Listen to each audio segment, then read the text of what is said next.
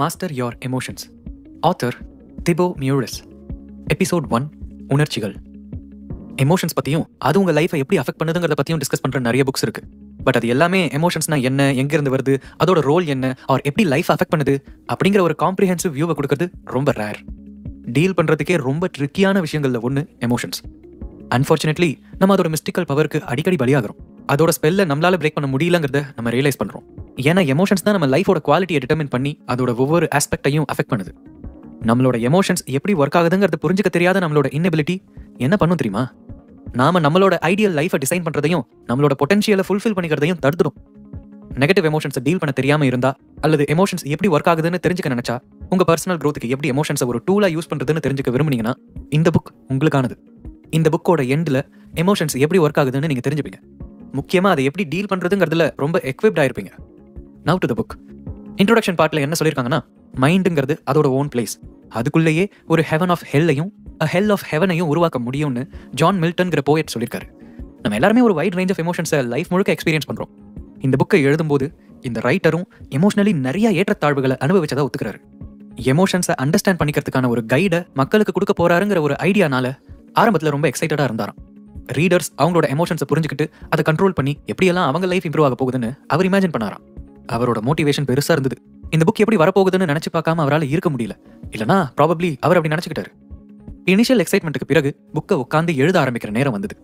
அப்போதான் அந்த எக்ஸைட்மெண்ட் நாரா கிழிஞ்சுது. அடுத்த நிமிஷமே பயங்கரமான ஐடியாஸ்னு அவர் நினைச்ச எல்லாமே திடீர்னு டல்லா பட்டுது அவருக்கு. அவரோட ரைட்டிங் ரொம்ப போர் அடிக்கிற மாதிரி இருந்துச்சு. அவர் கொடுக்கறது எதுவுமே வேல்யூபிளே இல்லைன்னு நினைச்சாரு.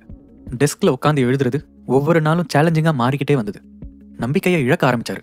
அவரோட சொந்த எமோஷன்ஸையே மாஸ்டர் பண்ண தெரியலனா எமோஷன்ஸ் பத்தி எழுத அவர் யாரு அப்படின்னு நினைச்சுக்கிட்டாரு. Have ironic. விட்டுடலான்னு முடிவே பண்ணிட்டாரு. ஆல்ரெடி இந்த டாபிக்ல ஏராளமான புக்ஸ் இருக்கிறப்போ எதுக்கு இன்னொன்னு? அட் த சேம் டைம் அவரோட எமோஷனல் இஷ்யூஸை டீல் பண்றதுக்கு அவர் இந்த புக்கை எழுதுறது சரியான வாய்ப்பு வழங்குதுன்னு ரியலைஸ் பண்ணாரு. எனிவேஸ், யார் தான் அப்பப்போ நெகட்டிவ் எமோஷன்ஸ்னால சஃபர் ஆகல? We all have highs and lows, don't we? அந்த லோஸ் இருக்கிற டைம்ல நம்ம என்ன பண்றோங்கிறது தான் கீ. நம்ம எமோஷன்ஸை வளர்ச்சிக்காகவும் லேர்னிங்காகவும் யூஸ் பண்றோமா, இல்ல நம்மள நாமளே உதச்சிக்கிறோமா? ஸோ இப்போ உங்க எமோஷன்ஸ் பத்தி பேச ஆரம்பிப்போம். உங்க எமோஷன்ஸை கண்ட்ரோல் பண்றதுக்கான முதல் ஸ்டெப்பே நீங்க எப்படி ஃபீல் பண்றீங்கன்னு தெரிஞ்சுக்கிறது தான். உங்களை ஒரு கேள்வி கேட்கிறேன்.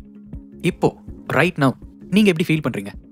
இந்த புக் எனக்கு யூஸ்ஃபுல்லா இருக்கும், ஆர் இந்த புக்ல இருந்து நிறைய கத்துக்க முடியும், இப்படிலாம் தான் நீங்க ஃபீல் பண்றீங்கன்னு உங்களுக்கு தோணுச்சுன்னா அது உங்க ஃபீலிங்ஸ் எல்லாம் ஆக்சுவலி ரிஃப்ளெக்ட் பண்ணல. You don't feel like this or feel like that, you simply feel. நீங்க அப்படி ஃபீல் பண்ணல, திங்க் பண்றீங்க. அது ஒரு எக்ஸைட்டடா ஃபீல் பண்ண வைக்குது. ஃபீலிங்ஸ் ஒரு பிசிக்கல் சென்சேஷனா பாடியில பரவுது, மைண்ட்ல ஐடியாவா இல்ல. ஃபீல் அப்படிங்கிற word misuse or over use செய்யப்படுறதுக்கு காரணம் நாம நம்மளோட எமோஷன்ஸ் பத்தி பேச ரெடியா இல்லாதது தான். So how do you feel now? Why is it important to talk about emotions? நீங்க எப்படி ஃபீல் பண்றீங்கிறது தான் உங்களோட லைஃபோட குவாலிட்டியை டிட்டர்மின் பண்ணுது. உங்க லைஃபை மிசரபிளாவோ இல்ல மேஜிக்கலாவோ மாத்துறதுக்கு எமோஷன்ஸால முடியும். அதனால தான் நம்ம ஃபோக்கஸ் பண்ண வேண்டிய முக்கியமான எசென்ஷியல் திங்ஸ்ல ஒன்னா அது இருக்கு. ஓகே, ஸ்டார்ட் பண்ணலாம்.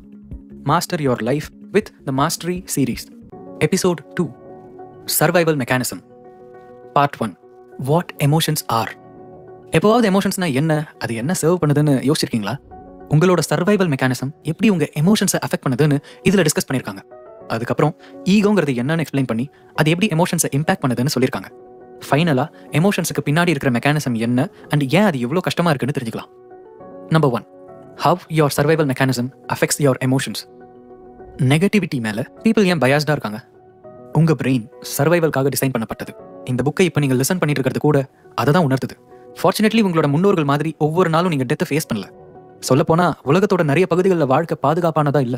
இருந்தாலும் உங்களோட சர்வைவல் மெக்கானிசம் பெருசா எதுவும் மாற்றம் அடையல. உங்க பிரெயின் இன்னமும் உங்களோட சூழல்ல இருக்கிற பொட்டன்ஷியல் த்ரெட்ஸை ஸ்கேன் பண்ணிட்டு தான் இருக்கு. ஃபியர் ஆஃப் ரிஜெக்ஷன் நெகட்டிவிட்டியை சார்ந்து இருக்கிறதுக்கு ஒரு எக்ஸாம்பிள். பழங்காலத்துல உங்க ட்ரைப் மூலமா ரிஜெக்ட் செய்யப்படுறது சர்வைவலோட சாத்தியக்கூறுகளை கம்மி பண்ணிருக்கு. அதனால உங்க பிரெயின் ஆட்டோமேட்டிக்கா ரிஜெக்ஷனுக்கான சைனை தேடி பார்க்குது. அது பிரெயின்ல ஹேண்ட் வயர்ட் ஆகிருக்கு. இப்பெல்லாம் ரிஜெக்ட் ஆகிறது உங்க நீண்ட கால வாழ்க்கைக்கு ஒன்றும் இடையூறு பண்றது கிடையாது. மொத்த உலகமும் உங்களை வெறுத்தாலும் உங்களுக்கு ஜாபும் வீடும் டேபிள் நிறைய ஃபுட்டும் எப்பவும் இருக்கு. அப்படி இருந்தாலும் உங்க பிரெயின் ரிஜெக்ஷன்ங்கிறது ஒரு பயம் அப்படின்னு பர்சீவ் பண்ணிக்கிறதுலயே ப்ரோக்ராம் ஆயிருக்கு. இந்த ஹார்ட் வயரிங் தான் ரிஜெக்ஷன் ஏன் பெயின்ஃபுல்லா இருக்குங்கிறதுக்கு காரணம். பெரும்பாலான ரிஜெக்ஷன்ஸ் ஒரு பெரிய விஷயம் இல்லைன்னு உங்களுக்கு தெரிஞ்சிருக்கும் போதும் நீங்க எமோஷனல் பெயினை ஃபீல் பண்ணாம இருக்கிறது இல்ல. உங்க மைண்டை லிசன் பண்ணா நீங்க அதுக்காக ஒரு டிராமாவே கிரியேட் பண்ண ரெடியா இருப்பீங்க. இந்த ரிஜெக்ஷனால நீங்க டிப்ரெஷனுக்கு ஆட்படலாம். சில நாட்கள் அல்லது வாரங்களுக்கு தொடர்ந்து நிராகரிப்பை சந்திச்ச பிறகு நம்ம எதுக்குமே யூஸ் இல்ல, லவ்வுக்கு கூட வர்த் இல்ல அப்படின்னு திங்க் பண்ண ஆரம்பிச்சிருவோம். ஒரு சின்ன கிரிட்டிசிசம் மிகப்பெரிய பாசிட்டிவான விஷயங்களை எல்லாம் காணாமல் பண்ணிடும். அதனால தான் 55 ஸ்டார் ரிவ்யூஸ் இருக்கிற ஒரு ஆத்தருக்கு ஒரே ஒரு 1 ஸ்டார் ரிவ்யூ வரதை பார்த்ததும் ரொம்ப பயம் வருது. என்னதான் ஆத்தர் 1 ஸ்டார் ரிவ்யூ அவங்களோட சர்வைவலுக்கு மிரட்டல்லாம் இல்லைன்னு புரிஞ்சு வச்சிருந்தாலும் அவங்களோட பிரெயின் அப்படி புரிஞ்சுக்கல. நெகட்டிவ் ரிவ்யூஸை அவங்களோட ஈகோக்கு த்ரெட்டாக எடுத்துக்கிட்டு ஒரு எமோஷனல் ரியாக்ஷனை உண்டாக்குது. ஃபியர் ஆஃப் ரிஜெக்ஷன் உங்களை ஒரு ஓவர் ட்ராமடைஸ் பண்ணுற இடத்துக்கு கூட கொண்டு போகும். உங்கள் பாஸ் உங்களை கிரிட்டிசைஸ் பண்ணிட்டா உங்கள் பிரெயின் அதை ஒரு த்ரெட்டாக எடுத்துக்கிட்டு நம்மளை வேலையை விட்டு தூக்கிட்டா என்ன ஆகும், சீக்கிரமாக இன்னொரு வேலை எப்படி கிடைக்கும் அப்படின்னு யோசிக்க ஆரம்பிச்சிடும். இந்த மாதிரி ஒரு சர்வைவல் மெக்கானிசம் இருக்கிறது ஒரு விதத்தில் அதிர்ஷ்டமா இருந்தாலும் ரியல் த்ரெட்டையும் இமேஜினரி த்ரெட்டையும் டிஃபரன்ஷியேட் பண்ண கத்துக்கிறது உங்களோட ரெஸ்பான்சிபிலிட்டி. அப்படி நீங்க பண்ணலன்னா நிறைய தேவையே இல்லாத பெயினை அனுபவிப்பீங்க. அது உங்களோட லைஃபையே நெகட்டிவா இம்பாக்ட் பண்ணிடும். இதை நீங்க ஓவர் கம் பண்றதுக்கு உங்க மைண்டை நீங்க ரீப்ரோக்ராம் பண்ணணும். மனுஷனுக்கு இருக்கிற முக்கியமான பவர்ல ஒன்று தாட்ஸை யூஸ் பண்ணி ஒரு சிறந்த விதத்துல அவனோட ரியாலிட்டியை ஷேப் பண்ணிக்கிறது. இதை எப்படி பண்றதுன்னு இந்த புக் உங்களுக்கு டீச் பண்ணணும்னு சொல்லியிருக்காங்க. Why your brain's job isn't to make you happy. உங்க பிரெயினோட பிரைமரி ரெஸ்பான்சிபிலிட்டி உங்களை ஹாப்பியா வச்சுக்கிறது இல்லை, உங்களோட சர்வைவலை உறுதிப்படுத்துறது தான் அதோட வேலை. ஹாப்பியா இருக்கிறது உங்களோட நேச்சுரல் ஸ்டேட் இல்லைன்னு புரிஞ்சுக்கிட்டு உங்களோட எமோஷன்ஸை கண்ட்ரோல்ல வச்சுக்கிறது தான் நீங்க ஹாப்பியா இருக்கிறதுக்கான வழி. How dopamine can mess with your happiness. டோபமின்ங்கிறது ஒரு நியூரோ டிரான்ஸ்மிட்டர். அதோட நிறைய ஃபங்க்ஷன்ஸ்ல முக்கியமானது சர்டன் பிஹேவியர்ஸை ரிவார்டிங் பண்றதுக்கு ஒரு சிக்னிஃபிகன்ட் ரோலை ப்ளே பண்ணுது. உங்க பிரெயின்ல சில குறிப்பிட்ட பகுதிகளில் டோபமின் ரிலீஸ் ஆகும்போது நீங்க ஒரு இன்டென்ஸ் சென்ஸ் ஆஃப் வெல்பீயிங்கை உணர்றீங்க. எக்ஸசைஸ், கேமிங், செக்ஸ் அல்லது ஒரு ருசியான சாப்பாடு இதையெல்லாம் அனுபவிக்கும் போது இந்த சென்ஸ் உண்டாகும். டோபமினோட ஒரு ரோல் என்னன்னா உங்களை ஃபுட்டை எதிர்பார்க்க வைக்கும். அது உங்களை பசியில சாகாம பாதுகாக்குது. இன்றைய வாழ்க்கை முறையில இந்த ரிவார்ட் சிஸ்டம் முழுசா வழக்கொழிஞ்சு போன ஒண்ணு. கடந்த காலத்துல டோபமின்ங்கிறது நம்மளோட சர்வைவலோட நேரடியா லிங்க் ஆகி இருந்தது. பட் இப்போ அது ஆர்டிஃபிஷியலா ஸ்டிமுலேட் ஆகக்கூடியதா மாறிடுச்சு. சோஷியல் மீடியா உங்க நேரத்தை சாப்பிடுது. இதுதான் இதுக்கு ஒரு கிரேட் எக்ஸாம்பிள்னு சொல்லலாம். இந்த நோட்டிஃபிகேஷன்ஸ்ல அது ரெகுலரா பாப்ப பாருங்க, நீங்க நோட்டீஸ் பண்ணிருக்கீங்களா? உங்களோட டோபமின் ரிலீஸை உங்களோட சோஷியல் மீடியா யூசேஜ் ட்ரிகர் பண்ணுது. எவ்வளவு தூரம் நீங்க அதோட கனெக்டடா இருக்கீங்களோ அவ்வளவு தூரம் வணிக ரீதியா லாபம் பாக்குது. வாட்சிங் போனோகிராஃபி ஆர் கேம்பிளிங் இதெல்லாம் கூட டோபமின் ரிலீஸை ஏற்படுத்தி இந்த ஆக்டிவிட்டிஸை அடிக்டிவா மாத்தும். ஃபார்ச்சுனேட்லி நம்ம பிரெயின் ஒவ்வொரு முறை டோபமினை ரிலீஸ் பண்ணும்போதும் நம்ம ஆக்ட் பண்ணணும்னு அவசியம் இல்லை. For instance pleasurable shot of dopamine கொடுக்குதுங்கிறதுக்காகவே நம்மளோட ஃபேஸ்புக்கை எப்பவுமே செக் பண்ணிட்டே இருக்கணும்னு இல்லைல்ல. இன்றைய சமூகம் நமக்கு ஹாப்பினஸ்ங்கிற பேர்ல அன்ஹாப்பியான விஷயங்களை சேல் பண்ணுது. நம்ம பிரெயினை எக்ஸ்ப்ளாய் பண்ற எஃபெக்டிவ் வேஸை இன்னைக்கு இருக்கிற மார்க்கெட்டர்ஸ் கண்டுபிடிச்சது தான் நம்ம டோபமினுக்கு அடிக்ட் ஆகி இருக்கிறதுக்கு முக்கியமான காரணம். ஒவ்வொரு நாளும் மல்டிபிள் ஷார்ட்ஸ் ஆஃப் டோபமினை நம்ம ரிசீவ் பண்றோம். அதை நாம விரும்புறோம். பட் அதுவும் சந்தோஷமும் ஒண்ணா? அதை விட மோசமான விஷயம் என்னன்னா டோபமினால நம்ம உடலுக்கு மோசமான விளைவுகளை ஏற்படுத்தக்கூடிய ரியல் அடிக்ஷன்ஸை உண்டாக்க முடியும். டியூலேன் யூனிவர்சிட்டியில் நடந்த ஒரு ரிசர்ச்ல பார்ட்டிசிபென்ட்ஸ் அவங்களோட பிளஷர் சென்டரை செல்ஃப் ஸ்டிமுலேட் பண்ண அனுமதிக்கப்பட்டாங்க. ஒரு நிமிஷத்துக்கு 40 டைம்ஸ் பார்ட்டிசிபென்ட்ஸ் இதை பண்ணாங்க. சாப்பாடு மேல அவங்களுக்கு இருந்த ஆவலை இதுக்கு அவங்க பயன்படுத்திக்கிட்டாங்க. கொரியன் லீ ஸ்விங் சூப்புங்கிறது இந்த சிண்ட்ரோமை கொண்டுள்ள ஒரு எக்ஸ்ட்ரீம் கேஸ். 2005ல சாப்பாடு, தண்ணி, தூக்கம் எதுவுமே இல்லாம தொடர்ந்து 58 ஹவர்ஸ் வீடியோ கேம் விளையாடி கடைசியில இறந்து போயிட்டாரு. எக்ஸாஷன் அண்ட் டீஹைட்ரேஷன் ஏற்பட்டு ஹார்ட் ஃபெயிலியர் ஆகி இறந்திருக்காருன்னு இன்வெஸ்டிகேஷன்ல கன்க்ளூட் பண்ணாங்க. அவரோட வயசு 28. உங்களோட எமோஷன்ஸை கண்ட்ரோல்ல வச்சுக்கிறதுக்கு உங்களோட டோபமின் என்ன ரோல் பிளே பண்ணதுனோ அது உங்க ஹாப்பினஸை எப்படி அஃபெக்ட் பண்ணதுனோ நீங்க புரிஞ்சுக்க வேண்டியது அவசியம்.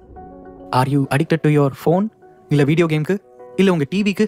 எல்லாருமே ஏதோ ஒன்றுக்கு அடிக்ட் ஆகி தான் இருக்கும். சில பேருக்கு அது ஆப்வியஸ், சிலருக்கு அது சர்ட்டில். ஃபார் இன்ஸ்டன்ஸ் நீங்க திங்கிங்க்கு அடிக்டடா இருக்கலாம். உங்க எமோஷன்ஸை பெட்டரா கண்ட்ரோல் பண்றதுக்கு நீங்க உங்க டார்ச் லைட்டை உங்க அடிக்ஷன்ஸ் என்னன்னு கண்டுபிடிச்சு அது மேல அடிக்கணும். The one day I will myth. Do you believe that one day you will achieve your dream and finally be happy?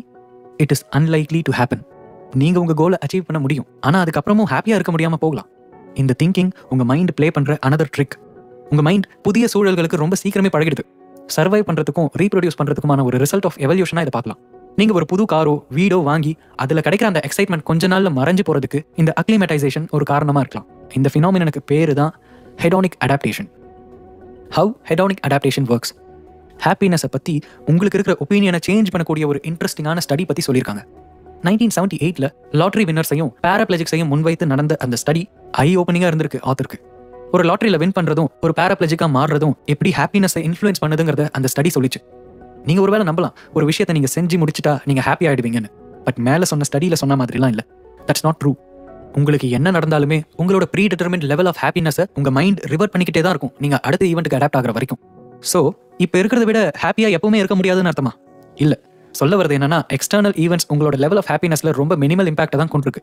The have of happiness அப்படிங்கிற புக்கில் சொல்லப்பட்டிருக்கு. நம்மளோட ஹாப்பினஸ்ல 50% டிட்டர்மின் பண்ணுறது ஜெனடிக்ஸ், 40% இன்டர்னல் ஃபேக்டர்ஸ் மூலமாகவும் வெறும் 10% மட்டும்தான் எக்ஸ்டர்னல் ஃபேக்டர்ஸ் மூலமாக determine செய்யப்படுது நம்மளோட ஹாப்பினஸ். நம்ம சிங்கிளோ மேரீடோ ஏழையோ பணக்காரனோ எல்லாருக்குமே எக்ஸ்டர்னல் ஃபேக்டர்ஸோட அளவீடு இவ்வளோ தான். எக்ஸ்டர்னல் ஃபேக்டர்ஸோட இன்ஃப்ளூயன்ஸ் ப்ராபப்ளி நீங்கள் நினைக்கிறத விட குறைவாக தான் இருக்கும். லைஃப் மேல இருக்கிற உங்களோட ஆட்டிடியூட் தான் உங்க சந்தோஷத்தை தீர்மானிக்கும், உங்களுக்கு என்ன நடக்குதுங்கிறது இல்ல. எபிசோட் 3, ஈகோ ஒரு அடையாளத்தை விரும்பும். Part 2, what is ego? உங்களோட எமோஷன்ஸை அஃபெக்ட் பண்றது சர்வைவல் மெக்கானிசம் மட்டும் இல்ல, நீங்க ஃபீல் பண்ற விதத்தை குறிப்பிட்ட தகுந்த விதத்துல மாத்துறதுல உங்க ஈகோவுக்கு முக்கியமான பங்கு இருக்கு. ஸோ உங்க எமோஷன்ஸ் விஷயத்துல ஒரு கண்ட்ரோல் கொண்டு வரதுக்கு நீங்க உங்க ஈகோ என்னன்னு, அது எப்படி ஒர்க் ஆகுதுன்னு தெரிஞ்சுக்க வேண்டியது ரொம்ப முக்கியம். ஈகோ அப்படின்னா என்ன, இதை கிளாரிஃபை பண்ண ட்ரை பண்ணலாம். இப்போ நம்ம அடிக்கடி சொல்லுவோம்ல, அவன் ரொம்ப ஈகோ பிடிச்சவன் அப்படின்னு. ஈகோவை ஒரு பெருமையா நிறைய பேர் எடுத்துக்குவாங்க. பெருமைப்படுறது ஈகோவோட ஒரு எக்ஸ்டென்ஷன் தான், இருந்தாலும் ஈகோவோட ஒரு பார்ட் மட்டும் தான் அது. பெருமை எதுவுமே காமிச்சிக்காம ஹம்பிளா இருக்கிறவங்களையும் அவங்க ஈகோ கண்ட்ரோல்ல வச்சிருக்கும். So what is ego? நீங்க லைஃப் ஃபுல்லா கன்ஸ்ட்ரக்ட் பண்ணிக்கிற செல்ஃப் ஐடென்டிட்டியை ஈகோன்னு சொல்லலாம். எப்படி இது கிரியேட் ஆச்சு? சிம்பிளா சொல்லணும்னா, ஈகோங்கிறது உங்க தாட்ஸ் மூலமா உண்டாக்கப்பட்ட ஒரு மைண்ட் கிரியேட்டட் ஐடென்டிட்டி தான். அதுக்கு எந்த கான்கிரீட் ரியாலிட்டியும் கிடையாது.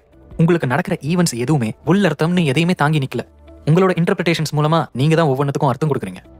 அடிஷனலா நீங்க உங்களை பத்தின எல்லா விஷயங்களையும் அக்செப்ட் பண்ணிக்கிறீங்க, எல்லாரும் அதை தான் சொல்றாங்கன்னு. அட்டாச்மெண்ட்ஸ் பிலீஃப்ஸை உண்டாக்குது. இந்த பிலீஃப்ஸ் உங்களை கண்டிப்பா சில எமோஷன்ஸை எக்ஸ்பீரியன்ஸ் பண்ண வைக்குது. ஃபார் இன்ஸ்டன்ஸ், சிலருக்கு அவங்களோட ரிலீஜியனை யாராவது கிரிட்டிசைஸ் பண்ணா கோவம் வந்துடும்ல, அதை ஒரு எக்ஸாம்பிளா சொல்லலாம். Are you aware of your ego? உங்களோட லெவல் ஆஃப் செல்ஃப் அவேர்னஸ் தான் உங்க ஈகோவை நீங்க எந்த அளவுக்கு புரிஞ்சுக்க முடியுங்கிறத முடிவு பண்ணும். செல்ஃப் அவேர்னஸ் அதிகமாக இருக்கிறவங்களுக்கு நம்பிக்கைகள் எப்படி ஒர்க் ஆகுதுன்னு, அதோட ரொம்ப அட்டாச்மெண்ட் ஏற்பட்டா அது எப்படி துன்பத்தை கொடுக்கணும்னு தெளிவாக தெரியும். அதோட விளைவாக தான் இந்த மாதிரி ஆளுங்க அவங்க மைண்டோட மாஸ்டர் ஆகி அவங்களுக்குள்ளேயே சந்தோஷத்தை உருவாக்கிக்குவாங்க. இதில் கவனிக்க வேண்டியது என்னன்னா, ஈகோங்கிறது நல்லது கெட்டதுன்னெல்லாம் எதுவும் இல்லை. அது செல்ஃப் அவேர்னஸ் ரொம்ப குறைவாக இருக்கிறதோட வெளிப்பாடு தான். நீங்க செல்ஃப் அவேர்னஸை அதிகப்படுத்தினா அதோட விளைவா ஈகோ காணாம போயிடும். ரெண்டும் ஒன்னா இருக்க முடியாது. Your egos need for an identity. உங்க ஈகோ இருக்கு இல்லையா, அது ஒரு செல்ஃபிஷ் என்டிட்டி. அதோட சர்வைவலை பத்தி மட்டுமே கவலைப்படக்கூடியது. ஈகோங்கிறது ரெஸ்ட்லெஸ், எப்பவுமே உங்களை கோ கெட்டரா இருக்க தூண்டக்கூடியது. முன்னாடியே சொன்ன மாதிரி உங்க ஈகோவோட இருப்புக்கு ஒரு ஐடென்டிட்டி தேவைப்படுது. திங்ஸை, மனிதர்களை, நம்பிக்கைகளை, ஐடியாஸை ஐடென்டிஃபை பண்றது மூலமா அதை நிறைவேற்றுக்குது. ஈகோ இருக்கு இல்லையா, அது அதோட ஐடென்டிட்டியை வலிமைப்படுத்திக்க நிறைய விஷயம் பண்ணுது. அதுல சில விஷயங்களை கொடுத்துருக்காங்க. Physical items. ஈகோ மெட்டீரியல் திங்ஸோட அதை ஐடென்டிஃபை பண்றதை விரும்புது. அதுதான் இன்னைக்கு உலகத்துல ஒரு செழிப்பான விஷயமா இருக்கு. Capitalism and the consumer society, இது ரெண்டும் தான் ஒரு கலெக்டிவ் ஈகோஸை கிரியேட் பண்ணி அது மூலமா தற்போதைய தசாப்தங்கள்ல எக்கனாமிக் மாடல் தலை தூக்கி இருக்க காரணமா இருக்கு. மார்க்கெட்டர்ஸுக்கு இது கிளீனா தெரியும். மக்கள் அவங்க வாங்குற பொருட்கள்ல எமோஷன்ஸையும் ஸ்டோரிஸையும் சேர்த்தே வாங்குறாங்கன்னு. சில நேரம் நீங்க ஒரு ட்ரெஸ்ஸோ ஒரு காரோ வாங்குறது உங்களை பத்தின ஒரு ஸ்டோரியை சொல்றதுக்காக இருக்கக்கூடும். உங்க யூனிக் பர்சனாலிட்டி எக்ஸ்பிரஸ் பண்றதுக்காக, உங்க ஸ்டேட்டஸை என்ஹான்ஸ் பண்றதுக்காக, இந்த ஐடியல்ஸோட சம்பந்தப்பட்டதா நீங்க நினைக்கிற ப்ராடக்ட்ஸை பர்ச்சேஸ் பண்ணுவீங்க. பொருட்கள் வாங்குறது தவறுன்னு அர்த்தம் இல்ல, பட் மெட்டீரியல் திங்ஸோட ஓவர் அட்டாச் ஆகிட்டு அது உங்களை எல்லா விதத்திலையும் திருப்திப்படுத்துதுன்னு நம்புறது ஒரு நெகட்டிவ் இஷ்யூ தான். Your body. நிறைய பேர் அவங்களோட செல்ஃப் வர்த்தை டிரைவ் பண்றதே அவங்களோட பிசிக்கல் அப்பியரன்ஸை வச்சுதான். நீங்க எப்படி இருக்கீங்கிறத உங்க ஈகோ ரொம்ப விரும்பும். ஏன்னா அது ரெகக்னைஸ் பண்றதுக்கு ரொம்ப ஈஸியான விஷயம். நீங்க உங்க பிசிக்கல் அப்பியரன்ஸோட ரொம்ப ஸ்ட்ராங்கா அசோசியேட் ஆகி இருந்தா நீங்க ரொம்ப ஈஸியா பிசிக்கல் அண்ட் எமோஷனல் பெயினை ஐடென்டிஃபை பண்ணக்கூடியவங்களா இருப்பீங்க.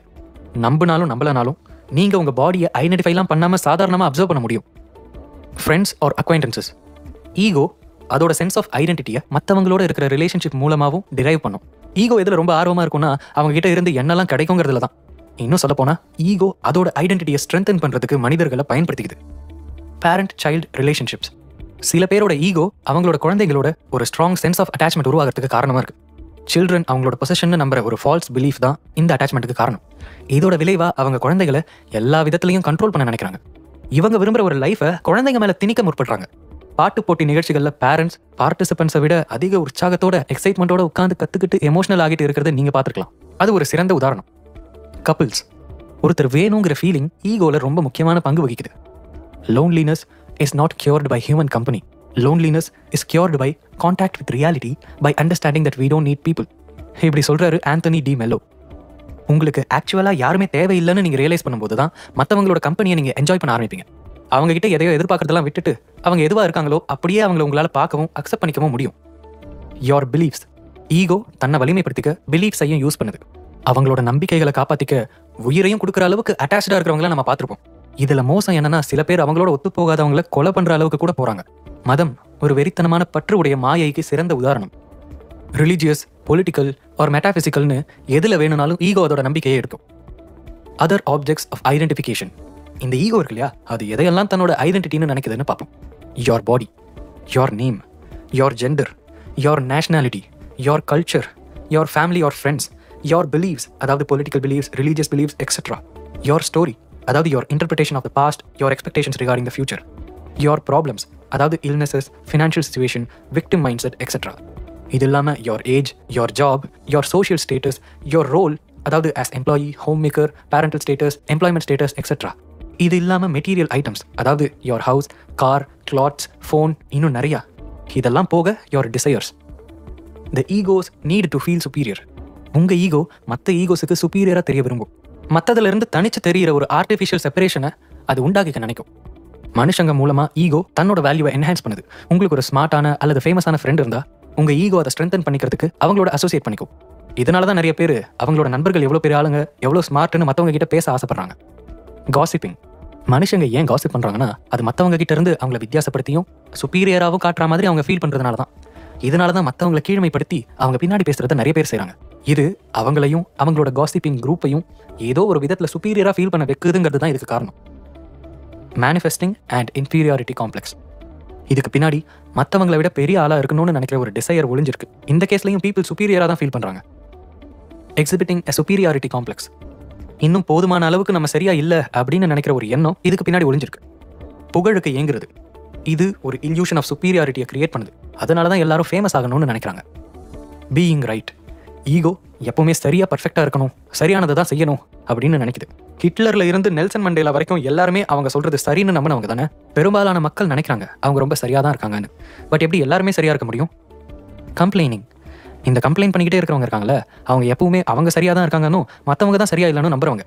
நடந்து போறப்போ ஒரு டேபிள் இடிச்சுக்கிட்டா கூட அந்த டேபிளையும் அதை அங்கே பிளேஸ் பண்ணவங்களையும் பிளேம் பண்றவங்க தான் இங்கே அதிகம். Seeking attention. ஈகோ எப்பவும் தனித்து நிற்க முற்படும். ரெகக்னிஷன், பிரைஸ் ஆர் அட்மைரேஷனை எதிர்பார்க்கக்கூடியது. அட்டென்ஷன் சீக் பண்ணுறதுக்காகவே கிரைம்ல ஈடுபடுறவங்க கூட இருக்காங்க.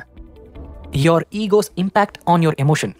ஈகோ எப்படி ஒர்க் ஆகுதுன்னு தெரிஞ்சுக்கிறது நீங்கள் உங்கள் எமோஷன்ஸில் பெட்டர் கண்ட்ரோல் கொண்டு வர உதவுது. இதை பண்ணுறதுக்கு முதல்ல நீங்கள் இப்போ இருக்கிற உங்கள் ஸ்டோரி உங்கள் லைஃப்பில் இருக்கிற மக்களாலையும் ஐடியாஸ்னாலையும் பொருட்களாலையும் ஆனதுன்னு நீங்கள் ரியலைஸ் பண்ணணும். இந்த இன்டென்ஸ் ஐடென்டிஃபிகேஷன் தான் நீங்கள் எக்ஸ்பீரியன்ஸ் பண்ணுற நிறைய நெகட்டிவ் எமோஷன்ஸுக்கு ரூட்டாக இருக்குது. ஃபார் இன்ஸ்டன்ஸ், லைஃப் நீங்கள் நினைக்கிற பர்சனல் ஸ்டோரி படி போகலன்னா நீங்கள் அப்செட் ஆகிறது. உங்களோட ஓன் பிலீஃப்ஸை யாரோ ஒருத்தர் சேலஞ்ச் பண்ணுறப்போ நீங்கள் ரொம்ப டிஃபென்சிவாக மாறுறது. இன் ஷார்ட், உங்களோட மோஸ்ட் ஆஃப் தி எமோஷன்ஸ் உங்கள் பர்சனல் ஸ்டோரியையும் நீங்கள் உலகத்தை எப்படி பர்சீவ் பண்ணுறீங்கிறதையும் பொறுத்தது தான்.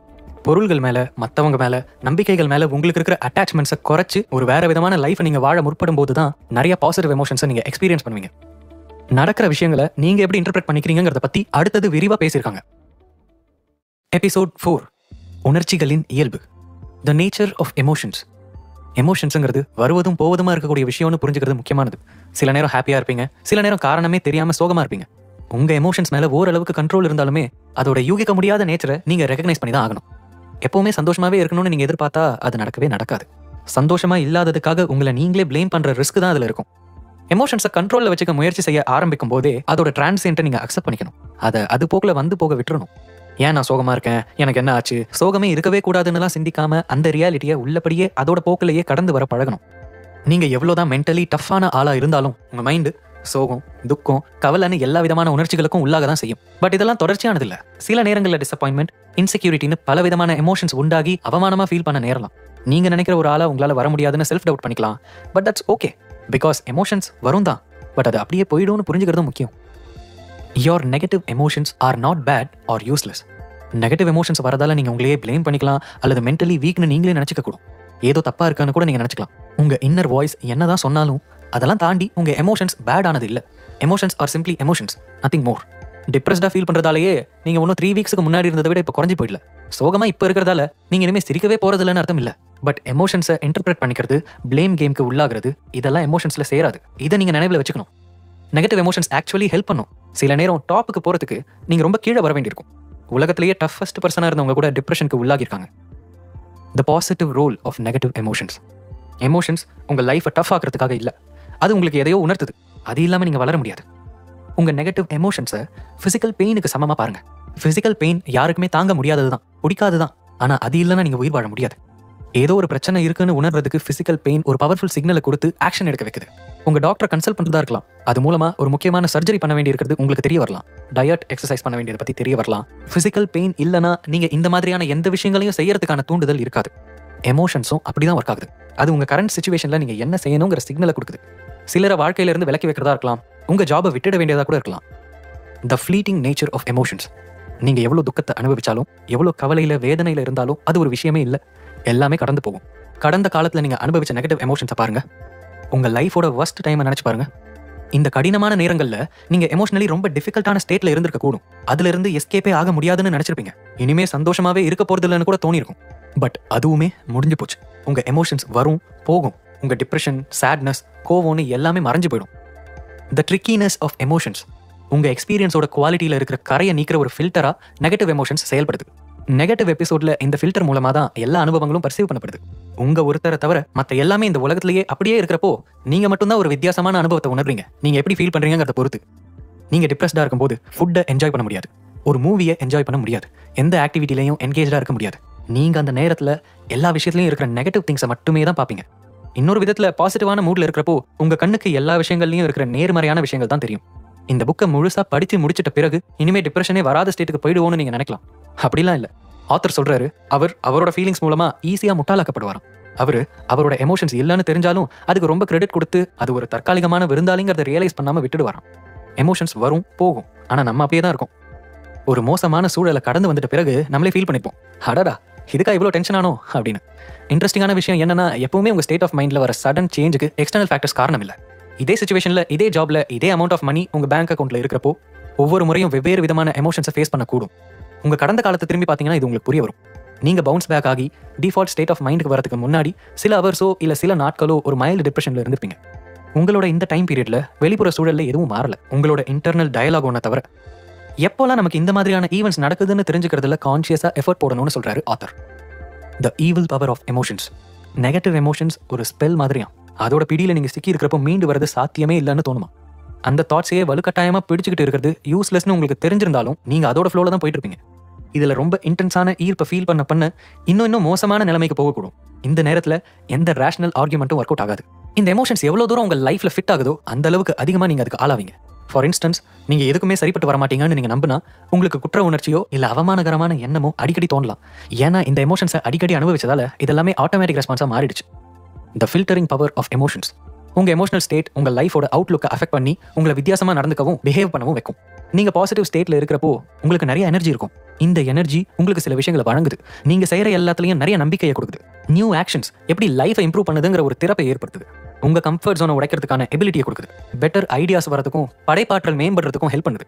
சேம் எமோஷனல் ரேஞ்சுக்குள்ள பாசிட்டிவ் எமோஷன்ஸை ஈஸியா ஆக்சஸ் பண்ண ஹெல்ப் பண்ணுது. நீங்க நெகட்டிவ் ஸ்டேட் ஆஃப் மைண்ட்ல இருக்கிறப்போ லெஸ் எனர்ஜி தான் உங்ககிட்ட இருக்கு. அது உங்களுக்கு எதையெல்லாம் கொடுக்கும்னா, நம்பிக்கை ரொம்ப கம்மியா இருக்கும். அது செய்யற எல்லா விஷயங்களையும் பாதிக்கும். மோட்டிவேஷன் ரொம்ப குறைவா இருக்கும். உங்க செயல்கள் அதனால வேகமே இல்லாம இருக்கும். புது சவால்களை ஏத்துக்கிறதுல கம்ஃபர்ட் ஜோன்ல இருந்து வெளியேற எப்பவுமே ஒரு தயக்கம் இருக்கும். The magnetic power of emotions. உங்க எமோஷன்ஸ் மேக்னெட் மாதிரி செயல்படுது.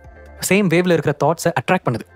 அதனால தான் நீங்க நெகட்டிவ் ஸ்டேட்ல இருக்கிறப்போ மற்ற நெகட்டிவ் தாட்ஸை அட்ராக்ட் பண்றீங்க. அண்ட் அது மூலமா உங்க சூழ்நிலை இன்னும் மோசமாகலாம்.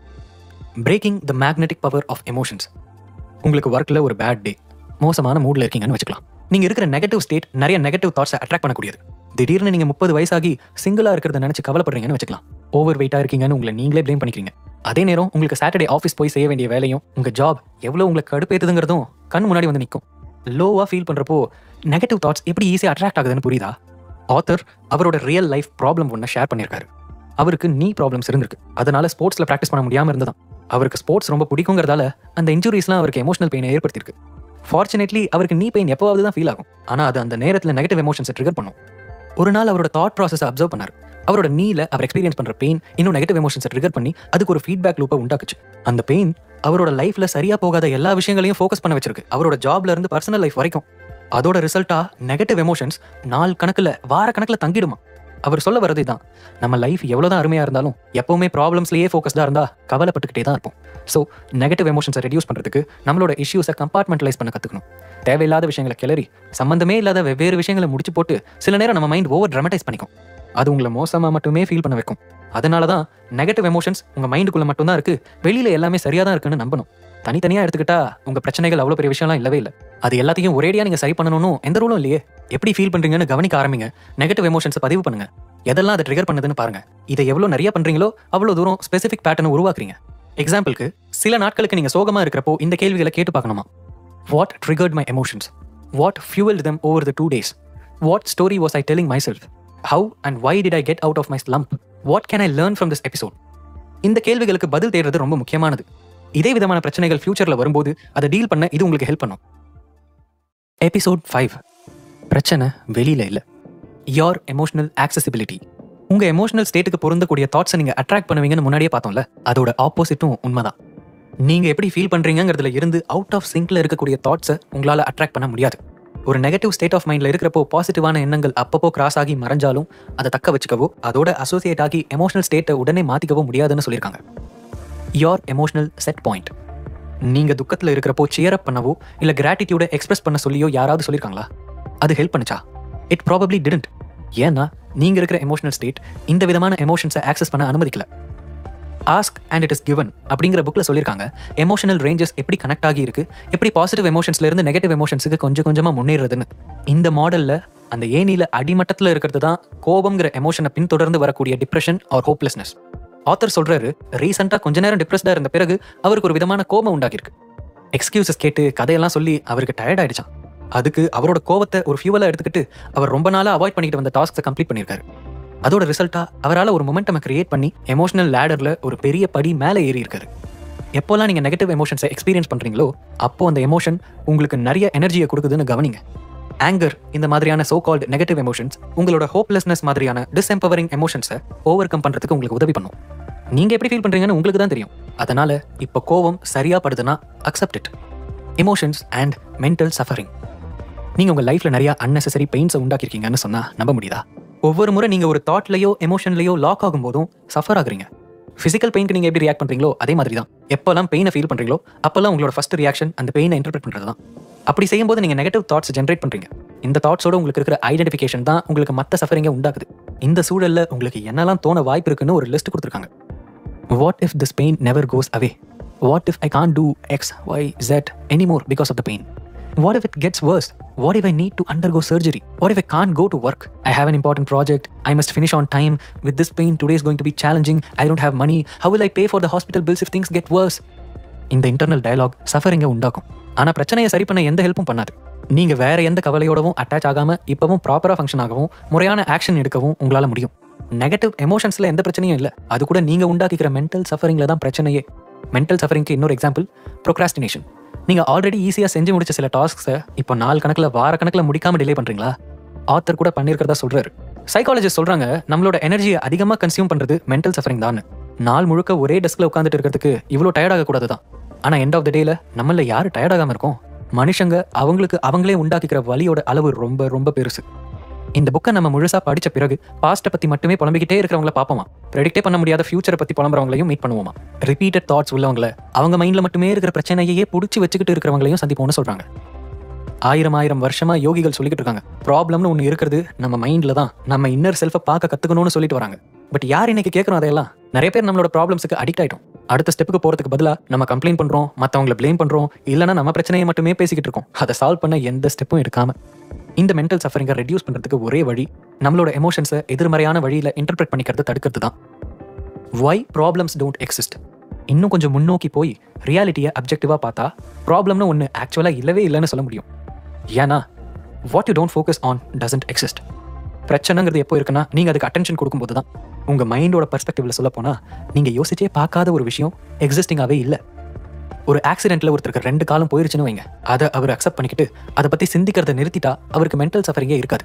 அதோட ரியாலிட்டியில் வாழ பழகிடுவீங்க. அஃப்கோர்ஸ் இது நடக்காது யூஸ்வலாக. A problem exist only in time. ப்ராப்ளம்ங்கிறது ஃபியூச்சர்லேயோ பாஸ்ட்லேயோ தான் இருக்கும். ஃபியூச்சரும் பாஸ்ட்டும் எங்கே இருக்குது? உங்கள் மைண்டில். உங்கள் பிரச்சனையை அக்னாலேஜ் பண்ணுறதுக்கு உங்கள் தாட்ஸை யூஸ் பண்ணணும். டைமில் எக்ஸிஸ்ட் ஆகியிருக்கிற தாட்ஸ் ப்ரெசென்ட் மொமெண்ட்டில் இருக்க தாட்ஸ் கிடையாது. A problem needs to be labelled as a problem to actually exist. ஒரு ப்ராப்ளம்ங்கிறது எங்கே எக்ஸிஸ்டிங்காக இருக்குன்னா அந்த சிச்சுவேஷனை ஒரு ப்ராப்ளமாக இன்டர்பிரட் பண்ணும்போது தான். Otherwise there is no problem. இந்த கான்செப்ட் ஆரம்பத்தில் கஷ்டமாக இருக்கலாம், பட் இதுதான் fundamental theory. Part 2, what impact your emotions. உங்கள் மைண்ட் GIGOங்கிற ஃபேமஸ் கம்ப்யூட்டிங் மெத்தடில் தான் ஒர்க் பண்ணுது. கெட்டதை பண்ணீங்கன்னா, கெட்டதை பேசுனீங்கன்னா மிச்சம் இருக்கிறது உங்களை சிக்காக்கிடும். நல்லதை பேசி நல்லதை செஞ்சு நல்லதை நினைச்சா அவுட்கமும் நல்லதாகவே இருக்கும். இதை சொன்னது Om Swami, author of A Million Thoughts. நிறைய ஃபேக்டர்ஸ் எமோஷன்ஸோட காம்ப்ளெக்சிட்டியையும் நீங்கள் எப்படி ஃபீல் பண்ணுறீங்கிறதையும் அஃபெக்ட் பண்ணுது. இந்த செக்ஷனில் அப்படி என்னென்ன ஃபேக்டர்ஸ் அஃபெக்ட் பண்ணுதுன்னு அதோட விளைவுகள் என்னன்னு கொடுத்துருக்காங்க. நல்ல விஷயம் என்னன்னா இதில் சில விஷயங்கள் நம்ம கண்ட்ரோலில் இருக்கிறது தான். சர்வைவல் மெக்கானிசம் மூலமாக கிரியேட் ஆகிற சில ஸ்பான்டேனியஸ் எமோஷனல் ரியாக்ஷன்ஸை தவிர்த்து மற்ற பெரும்பாலான எமோஷன்ஸ் செல்ஃப் கிரியேட்டட் தான். தாட்ஸ் அண்ட் ஈவெண்ட்ஸை நீங்கள் எப்படி இன்டர்பிரட் பண்ணிக்கிறீங்களோ அதுலேருந்து தான் உருவாகுது இதெல்லாம். ஹவெவர் உங்க எமோஷனல் ஸ்டேட் அஃபெக்ட் பண்றது இது மட்டும் இல்ல, உங்க பாடி, உங்க குரல், நீங்க சாப்பிடுற உணவு, உங்களோட தூக்கம், இது எல்லாமே உங்களோட எமோஷன்ஸோட குவாலிட்டியை தீர்மானிக்குது. அது மூலமா உங்க லைஃபோட குவாலிட்டியையும். ஒவ்வொரு எலிமெண்ட்டும் எமோஷன்ஸை எப்படி இம்பாக்ட் பண்ணுதுன்னு பார்க்கலாம். The impact of sleep on your mood. உங்க தூக்கத்தோட குவாலிட்டி நீங்க எப்படி எமோஷனல் ஸ்டேட்ல அஃபெக்ட் ஆகுறீங்கிறத முடிவு பண்ணுது. ஸ்லீப் டிப்ரிவேஷனோட சைடு எஃபெக்ட்ஸை நீங்களே கூட அனுபவிச்சிருக்க கூடும். எரிச்சலான உணர்வு, கான்சென்ட்ரேட் பண்ண முடியாம இருக்கிறது, நெகட்டிவ் எமோஷன்ஸை டீல் பண்ண சிரமப்படுறது, இதெல்லாம் ஆகலாம். ஒரு சர்வேல ஆங்ஸைட்டி அண்ட் டிப்ரெஷனால அதிக அளவு அஃபெக்ட் ஆனவங்க எல்லாருமே ஒரு நாளைக்கு 6 மணி நேரத்துக்கும் குறைவா தூங்குறவங்கன்னு கண்டுபிடிச்சிருக்காங்க. ஸ்லீப் டிப்ரிவேஷனால மார்டாலிட்டி ரிஸ்க்கும் அதிகமாகும்.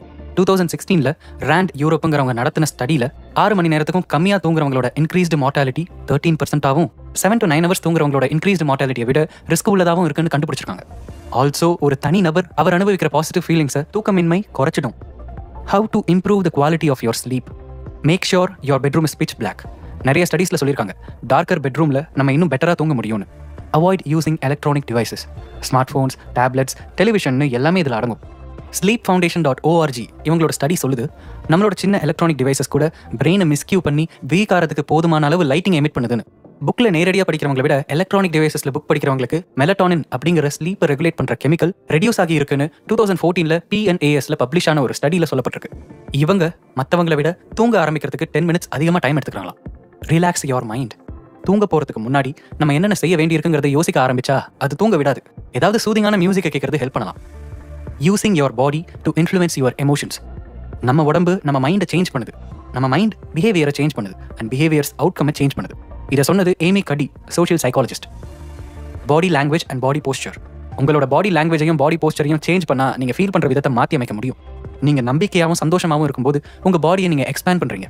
ஒரு ஹை பவர் போஸை அடாப்ட் பண்ண பிறகு 2 minutesக்கு டெஸ்டோஸ்டிரோன் 25% இன்க்ரீஸ் ஆகுது, கார்டிசால் 10% டிக்ரீஸ் ஆகுது, ரிஸ்க் டாலரன்ஸ் இன்க்ரீஸ் ஆகுது. லோ பவர் போஸை அடாப்ட் பண்ண பிறகு டெஸ்டோஸ்டிரோன் 10% டிக்ரீஸ் ஆகுது, கார்டிசால் 15% இன்க்ரீஸ் ஆகுது, ரிஸ்க் டாலரன்ஸ் டிக்ரீஸ் ஆகுது. ஸோ உங்களோட பாடி போஸ்டர்னாலையும் ஃபேஷியல் எக்ஸ்பிரஷனாலையும் நீங்க ஃபீல் பண்ற விதத்தையே உங்களால மாற்ற முடியும். இதை தான் சில பேர் fake it until you make it அப்படின்னு சொல்லுவாங்க. உதாரணத்துக்கு நீங்க எப்பவுமே உங்க ஃபேஸ்ல ஸ்மைலை மெயின்டைன் பண்ணலாம் உங்களை ஹாப்பியா வச்சுக்க. அதே மாதிரி பாடி போஸ்டர்னால உங்க மூட் நெகட்டிவா அஃபெக்ட் ஆகி டிப்ரெஷனை உண்டாக்கும். டேவிட் கே ரெனால்ட்ஸ்ங்கிறவர் அவரோட கன்ஸ்ட்ரக்டிவ் லிவிங்கிற புக்ல ஈகோவை ஆல்டர் பண்றதுக்கு அவர் எப்படி அவரோட ஐடென்டிட்டியை சேஞ்ச் பண்ணிக்கிட்டாருன்னு சொல்லியிருக்காரு. ஒரு டிப்ரெஸ்ட் ஸ்டேட்ல இருக்கிற சூசைடல் பேஷண்டா மாறினார். நிறைய சைக்காட்ரிக் ஃபெசிலிட்டிஸ்ல அக்செப்ட் பண்ணிக்கக்கூடிய அளவுக்கு ஒரு பேஷண்டா ஆகிறது தான் கோலா இருந்திருக்கு. அவர் டிப்ரெஷனை உண்டாக்கல, அவரே டிப்ரெஸ்டா இருந்தார். சைக்காலஜிக்கல் டெஸ்ட் அதை ப்ரூவ் பண்ணுச்சு. அவர் எப்படி டிப்ரெஷனை கிரியேட் பண்ணாரு? சும்மா சேர்ல உட்காந்துக்கிட்டு தலையை தொங்க போட்டுக்கிட்டு அதை ரிப்பீட் பண்ணிக்கிட்டே இருக்கணும். யாராலையும் எதுவுமே பண்ண முடியாது, யாரும் உதவி பண்ண முடியாது, I am helpless, I give up. தலையாட்டுங்க, அழுங்க. ஜென்ரலா டிப்ரெஸ்டா இருக்கிற மாதிரி ஆக்ட் பண்ணாலே கொஞ்ச நேரத்துல டிப்ரெஷன் நிஜமாவே வந்து சேரும். இதை சொன்னது டேவிட் கே ரெனால்ட்ஸ், கன்ஸ்ட்ரக்டிவ் லிவிங்கோட author. The benefits of exercising. Michael Otto அப்படிங்கிற பாஸ்டன் யூனிவர்சிட்டியோட சைக்காலஜி ப்ரொஃபசர் சொல்றாரு, நீங்க பேடா ஃபீல் பண்றப்போ எக்ஸசைஸ் பண்ணாம இருக்கிறது நீங்க மோசமான தலைவலியில் இருக்கிறப்போ எந்த முயற்சியுமே எடுக்காம இருக்கிறதுக்கு சமம் அப்படின்னு. டேவிட் கே ரெனால்ட்ஸை டிப்ரெஷன்ல இருந்து வெளியில கொண்டு வர தேவைப்பட்ட முதல் மாற்றம் எது? அவரோட பாடி பொசிஷனை மாத்திக்கிறது தான். சொல்றதுக்கு ஈஸியா இருக்கும், பட் கிளினிக்கலி டிப்ரெஸ்டா இருக்கிறப்போ இதை செய்யறது கஷ்டம். அஃப்கோர்ஸ் மற்ற எல்லாரை விடவும் அவருக்கு இது நல்லாவே இருக்கும். பட் அப்பவும் அவரை பிசிக்கலி ஆக்டிவா வச்சுக்க ரொம்பவே மெனக்கிட வேண்டி வந்தது. அவரோட பிசிக்கல் ஆக்டிவிட்டியை அதிகப்படுத்தின பிறகு ரொம்ப பெட்டரா ஃபீல் பண்ண ஆரம்பிச்சாரு, முழுசா ரெக்கவர் ஆகிற வரைக்கும். டேவிட் கென்ட்டோட ஸ்டோரி நமக்கு சொல்ல வருது என்னன்னா, ரெகுலர் எக்ஸசைஸ் உங்களோட உடம்பை மட்டும் இல்லாம மனசையும் சேர்த்து நல்லா வச்சுக்குதுன்னு. எபிசோட் 6, மியூசிக் மற்றும் பல. Chapter 6, using your thoughts to influence your emotions. You become what you think about all day long. இதை சொன்னது Ralph Waldo Emerson, essayist and poet. உங்க தாட்ஸ் தான் நீங்க யாருன்னு டிஃபைன் பண்ணி உங்களோட ரியாலிட்டியை கிரியேட் பண்ணுது. அதனால தான் நீங்க உங்களோட தாட்ஸை உங்களுக்கு என்ன ஆகணும்னு நினைக்கிறீங்களோ அதை நோக்கி சேனல் பண்ணி ஆகணும். எது தேவையில்லையோ அதை நோக்கி இல்லை. சக்சஸ் எக்ஸ்பர்ட் பிரெயின் ட்ரேசி சொல்றாங்க, சக்சஸோட கீ என்னன்னா நாம விரும்புற விஷயத்துல ஃபோக்கஸ்டா இருக்கணும், பயப்படுற விஷயத்துல இல்லை. The benefits of meditation. புத்திசம்ல மனம் ஒரு குரங்குன்னு அடிக்கடி சொல்லுவாங்க. புத்திஸ்ட் மனித மனத்தை மரத்துக்கு மரம் தாவர குரங்குகளோட ஒப்பிடுறாங்க. மெடிடேஷன் இதை சரி பண்ணக்கூடிய ஒரு முக்கியமான கருவி. மெடிடேட் பண்றதால உங்களோட சிந்தனை ஓட்டம் என்னவா இருக்குன்னு உங்களால தெளிவா ரெகக்னைஸ் பண்ண முடியுது. பிராக்டிஸ் மூலமா உங்களோட தாட்ஸ்ல இருந்தே தள்ளி வச்சுக்க முடியும். அந்த தாட்ஸோட பவரையும் இம்பாக்டையும் குறைக்கலாம். அதோட ரிசல்ட்டா நீங்க ரொம்ப குறைவான நெகட்டிவ் எமோஷன்ஸை ஃபீல் பண்ணி அதிக நேரம் நிம்மதியா இருப்பீங்க. The benefits of visualisation. உங்களோட சப்கான்ஷியஸ் இருக்குல்ல, அதுக்கு ரியல் எது ஃபேக் எதுன்னு பிரிச்சு பார்க்க தெரியாது. இது உங்களுக்கு தெரியுமா? அதாவது உங்களுக்கு பிடிச்ச நீங்க செய்ய நினைக்கிற விஷயங்களை விஷுவலைஸ் பண்றது மூலமா மைண்டை ஏமாற்ற முடியும். உங்க விஷுவலைசேஷன் எவ்வளவு டீடைல்டா இருக்கோ அந்த அளவுக்கு மூளை அதை ரியல்னு நம்பும். கிராட்டிடியூட், எக்ஸைட்மெண்ட், ஜாய் இந்த மாதிரியான பாசிட்டிவ் ஃபீலிங்ஸை வளர்க்கறதுக்கு விஷுவலைசேஷன் ரொம்ப ஹெல்ப் பண்ணுது. கண்டிஷனிங் யுவர் மைண்ட் அப்படிங்கிற செக்ஷன்ல இதை பத்தி விரிவா பேசியிருக்கிறதா சொல்லியிருக்காங்க. Chapter 7 using your words to influence your emotions. நீங்க ரியலைஸ் பண்றதை விட அதிகமாவே உங்க வேர்ட்ஸ் உங்களோட தாட்ஸ்லயும் பிஹேவியர்லையும் பெரிய இம்பாக்ட் கிரியேட் பண்ணுது. உங்க தாட்ஸ், வேர்ட்ஸ் அண்ட் பிஹேவியர்ஸ் எல்லாமே இன்டர் கனெக்டட். தே இன்ஃப்ளூயன்ஸ் ஈச் அதர். உதாரணத்துக்கு, நீங்க நம்பிக்கை குறைவா இருக்கிற நேரத்துல I will try, I hope, I wish இந்த மாதிரியான வார்த்தைகள் யூஸ் பண்றது நல்லாவே ஹெல்ப் பண்ணும். சில வேர்ட்ஸை யூஸ் பண்றதே பெரிய நம்பிக்கையை உண்டாக்கும். செல்ஃப் டவுட் கொண்ட வார்த்தைகளை தவிர்த்துட்டு நம்பிக்கை உண்டாக்குற வார்த்தைகளை பயன்படுத்துங்க. அதுக்கு சில உதாரணங்கள் சொல்லணும்னா, words to be avoided, would, could, should, might, try, hope, wish, if everything is okay, if everything goes well இந்த மாதிரி. Words to be used instead, I will, absolutely, definitely, of course, sure, certainly, obviously, without any doubt, no problem. The power of positive affirmations. Positive அஃபர்மேஷன்ஸை உங்க subconscious mind நிஜம்னு accept பண்ணிக்கிற வரைக்கும் நீங்க அதை repeat பண்ணிக்கிட்டே இருக்கணும். நாளடைவில் நீங்க கான்ஃபிடன்ஸ் ஆர் கிராட்டிடியூட் இந்த மாதிரியான பாசிட்டிவ் எமோஷன்ஸை எக்ஸ்பீரியன்ஸ் பண்றதுக்கு உங்க மைண்டை கண்டிஷன் பண்ணணும். How to use positive affirmation? Present டென்ஸை யூஸ் பண்ணுங்க, not the future tense. I am தான் சொல்லணும், ஐ வில் இல்ல. ஐ ஆம் நாட் ஷை அப்படிங்கிற மாதிரியான நெகட்டிவ் ஃபார்ம்ஸை யூஸ் பண்ணாம ஐ ஆம் கான்ஃபிடென்ட் அப்படிங்கிற பாசிட்டிவ் ஃபார்மை யூஸ் பண்ணுங்க. ஒவ்வொரு சென்டென்ஸையும் திரும்ப திரும்ப ரிப்பீட் பண்ணுங்க 5 மினிட்ஸ்க்கு. ஒரு மாசத்துக்கு எந்த பிரேக்கும் இல்லாம தொடர்ந்து பண்ணுங்க. அதே நேரத்தில் உங்க எமோஷன்ஸை இன்வால்வ் பண்ணி விஷுவலைஸ் பண்ணி பார்க்கறதும் அவசியம். Some examples of positive affirmations. I love being confident. I am independent of the good or bad opinions of others. I am beneath no one and no one is beneath me. ஒரு மிரருக்கு எதிரில் போய் நின்று I love you இது பக்கத்தில் உங்க பேரை சேர்த்து சொல்லுங்க. For example, I love you Rohit. Awkward, isn't it? Thank you. Exercise. ஒரு நாளைக்கு 5 மினிட்ஸ்க்கு பாசிட்டிவ் அஃபர்மேஷன்ஸை யூஸ் பண்ணுங்க. கமிட்மெண்ட்ல லேக்கா இருக்கிறத காமிக்கிற மாதிரியான வேர்ட்ஸ் எதெல்லாம் நீங்க யூஸ் பண்றீங்கன்னு நோட்டீஸ் பண்ணி அதை யூஸ் பண்றதை அவாய்ட் பண்ணுங்க. உங்க மெயில் அனுப்புறதுக்கு முன்னாடி I will try, I should, I hope இந்த மாதிரியான வார்த்தைகளை ஐ வில் இந்த மாதிரியான வார்த்தைகளாலேயோ அல்லது அதுக்கு நிகரான வார்த்தைகளையோ கொண்டு ரீப்ளேஸ் பண்ணுங்க. அடுத்த 3 வார்த்தைகள் லேக் ஆஃப் கான்ஃபிடன்ஸை காமிக்கிற மாதிரியான வார்த்தைகளை யூஸ் பண்றதை அவாய்ட் பண்ணி பழகுங்க. Additional tip. டோனி ராபின்ஸ் ஒரு வேர்ல்ட் ஃபேமஸ் லைஃப் கோச். அவரோட கிளையண்ட்டை மீட் பண்றதுக்கு முன்னாடியும் செமினாருக்கு முன்னாடியும் யூஸ் பண்ற ஒரு விஷயமா இன்கான்டேஷனை சொல்றாரு. அவரோட பாடியையும் சில உறுதியான வார்த்தைகளையும் பயன்படுத்தி அவர் தன்னை ஒரு சரியான உறுதியான மனநிலையில வச்சிருக்காரு. நீங்க உங்க ஓன் அஃபர்மேஷனை பெர்ஃபார்ம் பண்றப்போ உங்க பாடியையும் எங்கேஜா வச்சுக்கோங்க. உங்க பாடியை உங்க வார்த்தைகளும் உங்க எமோஷன்ஸும் அஃபெக்ட் பண்ணுங்கிறத மறந்துடாதீங்க. Chapter 8 How your breathing affects your emotions. சாப்பாடும் தூக்கமும் இல்லாம நாள் கணக்கா இருக்கலாம், ஆனா ஆக்சிஜன் இல்லாம சில நிமிடங்கள் கூட இருக்க முடியாது. பிரீத்திங்கிறது இயற்கையா நடக்க வேண்டிய விஷயம் தானாலும் நிறைய பேருக்கு எப்படி சுவாசிக்கணும்னு தெரியல. இதன் விளைவா அவங்களால எவ்வளவு எனர்ஜியை ஜென்ரேட் பண்ண முடியுமோ அதை அவங்க பண்ணாமலே விட்டுடுறாங்க. இவங்க மற்றவங்களை விட ஈஸியா டயர்ட் ஆயிடுவாங்க. ஈஸியா அவங்க மூட் அஃபெக்ட் ஆகி நெகட்டிவ் எமோஷன்ஸ்க்கு ஆளாவாங்க. ப்ராப்பர் பிரீதிங்ல நிறைய நன்மைகள் இருக்கு. பிரீதிங்கை ஸ்லோ பண்றது ஆங்ஸைட்டியை குறைக்கும். ஸ்லோ பிரீதிங்கோட நன்மைகள் பத்தி குருச்சரன் சிங் கால்சா அண்ட் யோகி பஜன் சொல்றாங்க. 8 பிரீதிங் சைக்கிள்ஸ் பர் மினிட் ஸ்ட்ரெஸ்ல இருந்து ரிலீவ் பண்ணி அவேர்னஸை அதிகமாக்குது. 4 பிரீதிங் சைக்கிள்ஸ் பர் மினிட் அவேர்னஸோட intense feeling, increased visual clarity, bodily சென்சிட்டிவிட்டியை அதிகப்படுத்துது. 1 breathing cycle per minute brain ஹெமிஸ்பியர்ஸுக்கு இடையில ஆப்டிமைஸ்டு கோஆபரேஷன் உண்டாகுது. ஆங்ஸைட்டி, ஃபியர், வர்ரி இதெல்லாம் குறையுது. பிரெத் ஆஃப் ஃபயர் மாதிரியான ரேபிட் பிரீதிங் ஸ்ட்ரெஸ்ஸை ரிலீஸ் பண்ண வச்சு இன்னும் அலர்ட்டா இருக்கிறதுக்கு ஹெல்ப் பண்ணி அதோட சேர்த்து நிறைய பெனிஃபிட்ஸ் கொடுக்குற எனர்ஜியை வழங்குது. Chapter 9 How your environment affects your emotions. நீங்க எப்படி ஃபீல் பண்ணணுங்கிறத உங்க என்விரான்மெண்ட்டும் இன்ஃப்ளூயன்ஸ் பண்ணுது. உங்களை சுத்தி இருக்கிற எல்லாமே ஏதோ ஒரு விதத்துல உங்களை அஃபெக்ட் பண்ணுது. நீங்க சேர்ந்து சுத்துற மனுஷங்களா இருக்கலாம், நீங்க பாக்குற டிவி ஷோஸ், நீங்க வசிக்கிற இடம் எது வேணாலும் இருக்கலாம். நெகட்டிவ் ரிலேட்டிவ்ஸ் கூட உங்களை பின்னுக்கு எடுக்கலாம். உங்களோட கலைஞ்சிருக்கிற டெஸ்க் கூட உங்களை டிமோட்டிவேட் பண்ணலாம். ஆத்தர் அவர் டிமோட்டிவேட்டடா ஃபீல் பண்றப்போ அவரோட டெஸ்க் கிளியர் பண்ணி ப்ராப்பரா அரேஞ்ச் பண்றதோ, அவரோட ரூமை கிளீன் பண்றதோ இந்த மாதிரியான சில விஷயங்களை செஞ்சு அவரோட மோட்டிவேஷனை பூஸ்ட் பண்ணி பாருன்னு சொல்லியிருக்காரு. Chapter 10 How music affects your emotions. Music நம்ம மூடை அஃபெக்ட் பண்ணுன்னு நம்ம எல்லாருக்குமே தெரியும். மியூசிக் என்னெல்லாம் பண்ணுன்னா, டயர்டா இருக்கிறப்போ உங்களை ரிலாக்ஸ் பண்ணும், நீங்க சோகமா இருக்கிறப்போ உங்களை மோட்டிவேட் பண்ணும், ஜிம்ல ஒர்க் அவுட் பண்றப்போ உங்களை மோட்டிவேட் பண்ணும், உங்களை ஒரு பாசிட்டிவ் மூட் ஸ்டேட்ல வச்சிருக்கும். Using music to condition your mind. நீங்க ஒரு ஸ்டெப் முன்னாடி போய் உங்க எமோஷனல் நீடுக்கு தேவைப்படுற மாதிரியான ஒரு பிளேலிஸ்ட் ரெடி பண்ணி அதை கேட்கறது மூலமா உங்க மைண்டை அந்த மியூசிக்கோட பவர் மூலமா கண்டிஷன் பண்ண முடியும். பிளேலிஸ்ட் பில்ட் பண்றது நிறைய டைம் எடுக்கிற வேலை தானாலும் அந்த எஃபர்ட்டுக்கு வர்த்தான விஷயம். கிறிஸ்டோபர் பெர்க்லாண்டுங்கிற வேர்ல்ட் கிளாஸ் அத்லீட் மியூசிக் அவங்க லைஃப்ல எவ்வளவு முக்கியமானதா இருக்குன்னு சொல்றாங்க. அவங்க என்ன சொல்லியிருக்காங்கன்னு இப்ப பார்க்கலாம்.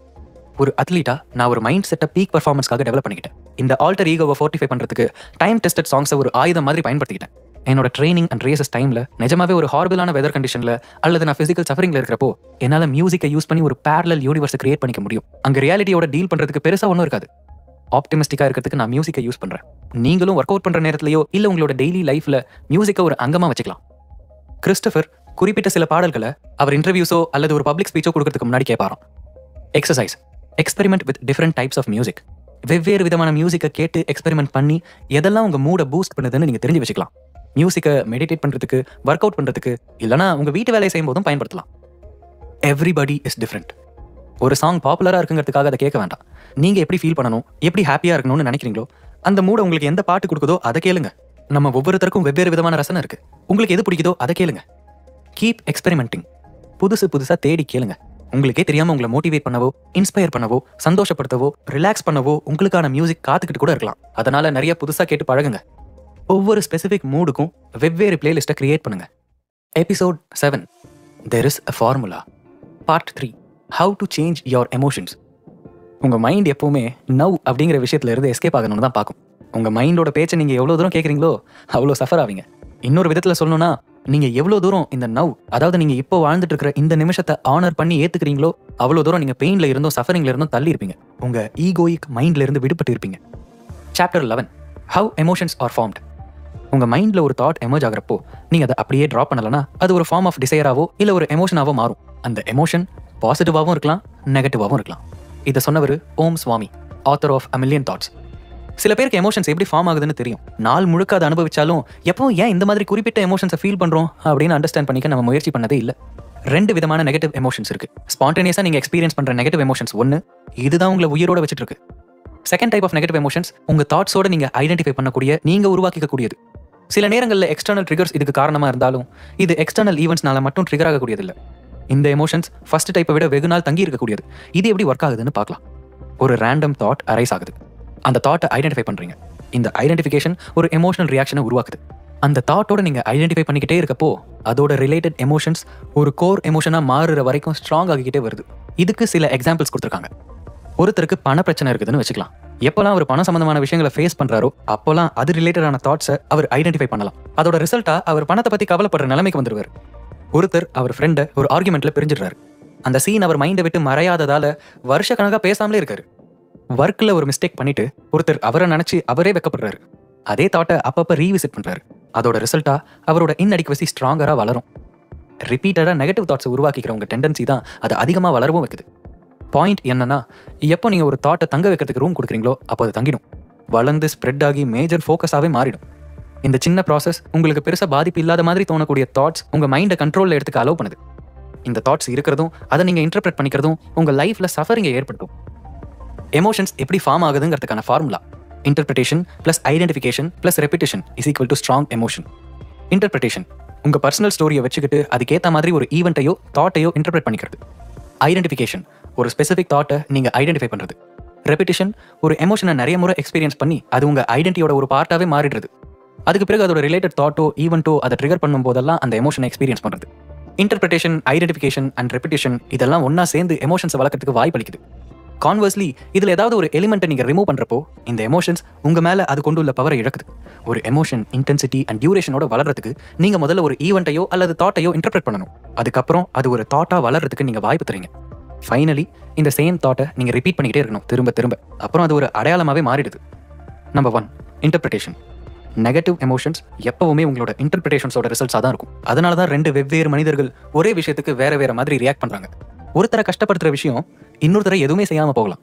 உதாரணத்துக்கு ஒரு விவசாயிக்கு மழை வர்றது ரொம்ப நல்ல விஷயமா இருக்கும். அதே மழை பிக்னிக் போன ஒருத்தருக்கு மோசமான ஒரு விஷயமா தெரியலாம். அதுக்கு காரணம் அந்த ஈவெண்ட்டுக்கு அவங்க உண்டாக்கிக்கிற வெவ்வேறு அர்த்தங்கள் தான். சுருக்கமாக சொல்லணும்னா நெகட்டிவ் எமோஷன்ஸ் உண்டாகிறது நீங்கள் ஒரு ஈவெண்ட்டை இன்டர்பிரட் பண்ணிக்கும் போது தான். உங்கள் கன்சென்ட் இல்லாமல் தானாகவே ஒரு ஈவெண்ட் உங்களுக்கு நெகட்டிவ் எமோஷன்ஸை ட்ரிகர் பண்ணுது. ஸோ ஏன் நீங்கள் நெகட்டிவ் எமோஷன்ஸை அனுபவிச்சுக்கிட்டே இருக்கீங்க? ரியாலிட்டி உங்கள் எதிர்பார்ப்புகளை பூர்த்தி பண்ணாமல் இருக்கிறது ஒரு காரணமாக இருக்கலாம். ரியாலிட்டி ஒரு விதமாக இருக்கணும்னு நீங்கள் நினைக்கிறீங்க, அது வேற விதமானதாக இருக்குது. நீங்கள் பிக்னிக் போகிறீங்க வெதர் சப்போர்ட் பண்ணணும்னு நம்பி, ஆனால் மழை பெய்யுது. நீங்கள் எதிர்பார்க்குற ப்ரமோஷன் கிடைக்காம இருக்கலாம். உங்கள் சைட் பிஸ்னஸில் பணம் சம்பாதிக்கலாம்னு நினைக்கிறீங்க, ஆனால் அது நடக்கிறதே இல்லை. ரியாலிட்டியாக நீங்கள் பண்ணிக்கிற இன்டர்பிரிட்டேஷன் தான் உங்கள் லைஃப்பில் சஃபரிங்கை உண்டாக்குது. Number 2 identification. ஒரு எமோஷன் ரொம்ப நாள் சர்வை பண்ணுறதுக்கு ஒரு ப்ராசஸ் ஆஃப் ஐடென்டிஃபிகேஷன் வேணும்.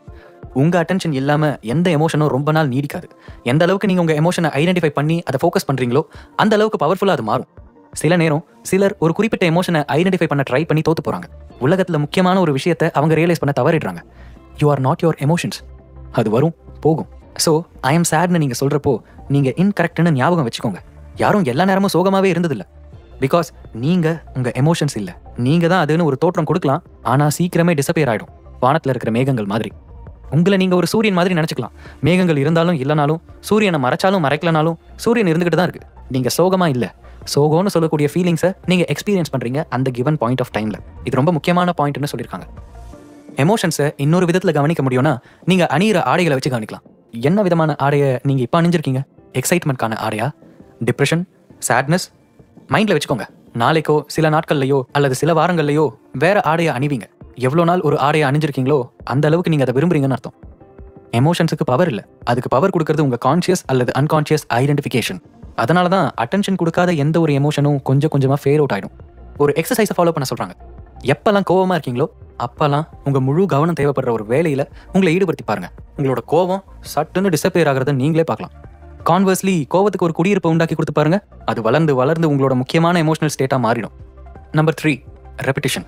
நீங்கள் எப்படி இன்டர்பிரட் பண்ணிக்கிறீங்களோ அதுதான் நீங்கள் எப்படி ஃபீல் பண்ணுறீங்கிறத டிட்டர்மின் பண்ணுதுன்னு பார்த்தோம். நீங்கள் அந்த ஃபீலிங்கை ஐடென்டிஃபை பண்ணுறப்போ அது எமோஷன்ஸாக மாறுறதையும் பார்த்தோம். இப்போது அந்த ப்ராசஸை நீங்கள் ரிப்பீட் பண்ணால் உங்கள் மைண்டை அதே மாதிரியான எமோஷன்ஸை எக்ஸ்பீரியன்ஸ் பண்ணுறதுக்கு நீங்கள் கண்டிஷன் பண்ணுறதா அர்த்தம். உதாரணத்துக்கு சில பேர் அவங்க ஃப்ரெண்டு ஏதோ ஒன்று சொல்லிட்டான்னு வருஷக்கணக்காக அவங்க கூட பேசாமல் இருப்பாங்க. நீங்கள் உங்கள் அட்டென்ஷனை அதிலேயே வச்சிருக்கிறதால இது நடக்கும். தேவையில்லாமல் நெகட்டிவ் எமோஷன்ஸை சுமந்துட்டு இருப்பாங்க சில பேர் இந்த மாதிரி. அது எந்த பர்பஸையும் சால்வ் பண்ணலனாலும் அவங்களால அதை விடவே முடியாது. கான்வர்ஸ்லி நீங்கள் உங்கள் நெகட்டிவ் எமோஷன்ஸோட டிஸ்எங்கேஜ் ஆகி அது உங்களோட மனக்கசப்போட தொடர்பில் இருக்குங்கிறத அப்சர்வ் மட்டும் பண்ண ஆரம்பிச்சா கொஞ்ச நாள் அதுவாகவே மறையும். அது சம்மந்தப்பட்ட தாட்ஸும் மனக்கசப்பும் மறைய ஆரம்பிக்கும். இன்ஃபேக்ட் நீங்கள் மனக்கசப்பு உண்டாகும் போதே அதை விட்டொழிக்க முயற்சி பண்ணால் கொஞ்ச நாள் அந்த தாட்ஸே மறைஞ்சு போயிடும். Chapter 12, changing your interpretation. ஒரு இறைச்சி கூடம் ஒரு நெகட்டிவ் தாட்டை உங்களுக்கு ட்ரிகர் பண்ணலாம். ஆனால் அந்த பிஸ்னஸ் ஓனருக்கு பாசிட்டிவான ஒரு விஷயமா இருக்கலாம். அங்கே வேலை செய்கிறவருக்கு அது ஒரு இயல்பான விஷயமா இருக்கலாம்.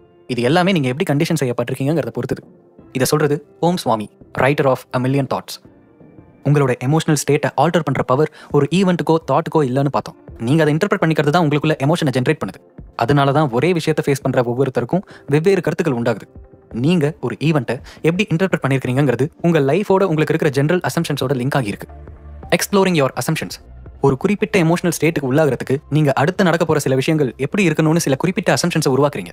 இந்த அசம்ஷன்ஸ் உங்கள் சப்ஜெக்டிவ் ரியாலிட்டி மேலே கட்டமைக்கப்படுது. அதெல்லாம் உண்மைன்னு நீங்கள் கன்வின்ஸ் ஆகிறதால நீங்கள் அதை கேள்வி கேட்கறது இல்லை. உங்கள் அசம்ஷன்ஸுக்கு சில உதாரணங்கள்: problems should be avoided. This is a problem. I should be healthy. I live at least until I'm 70.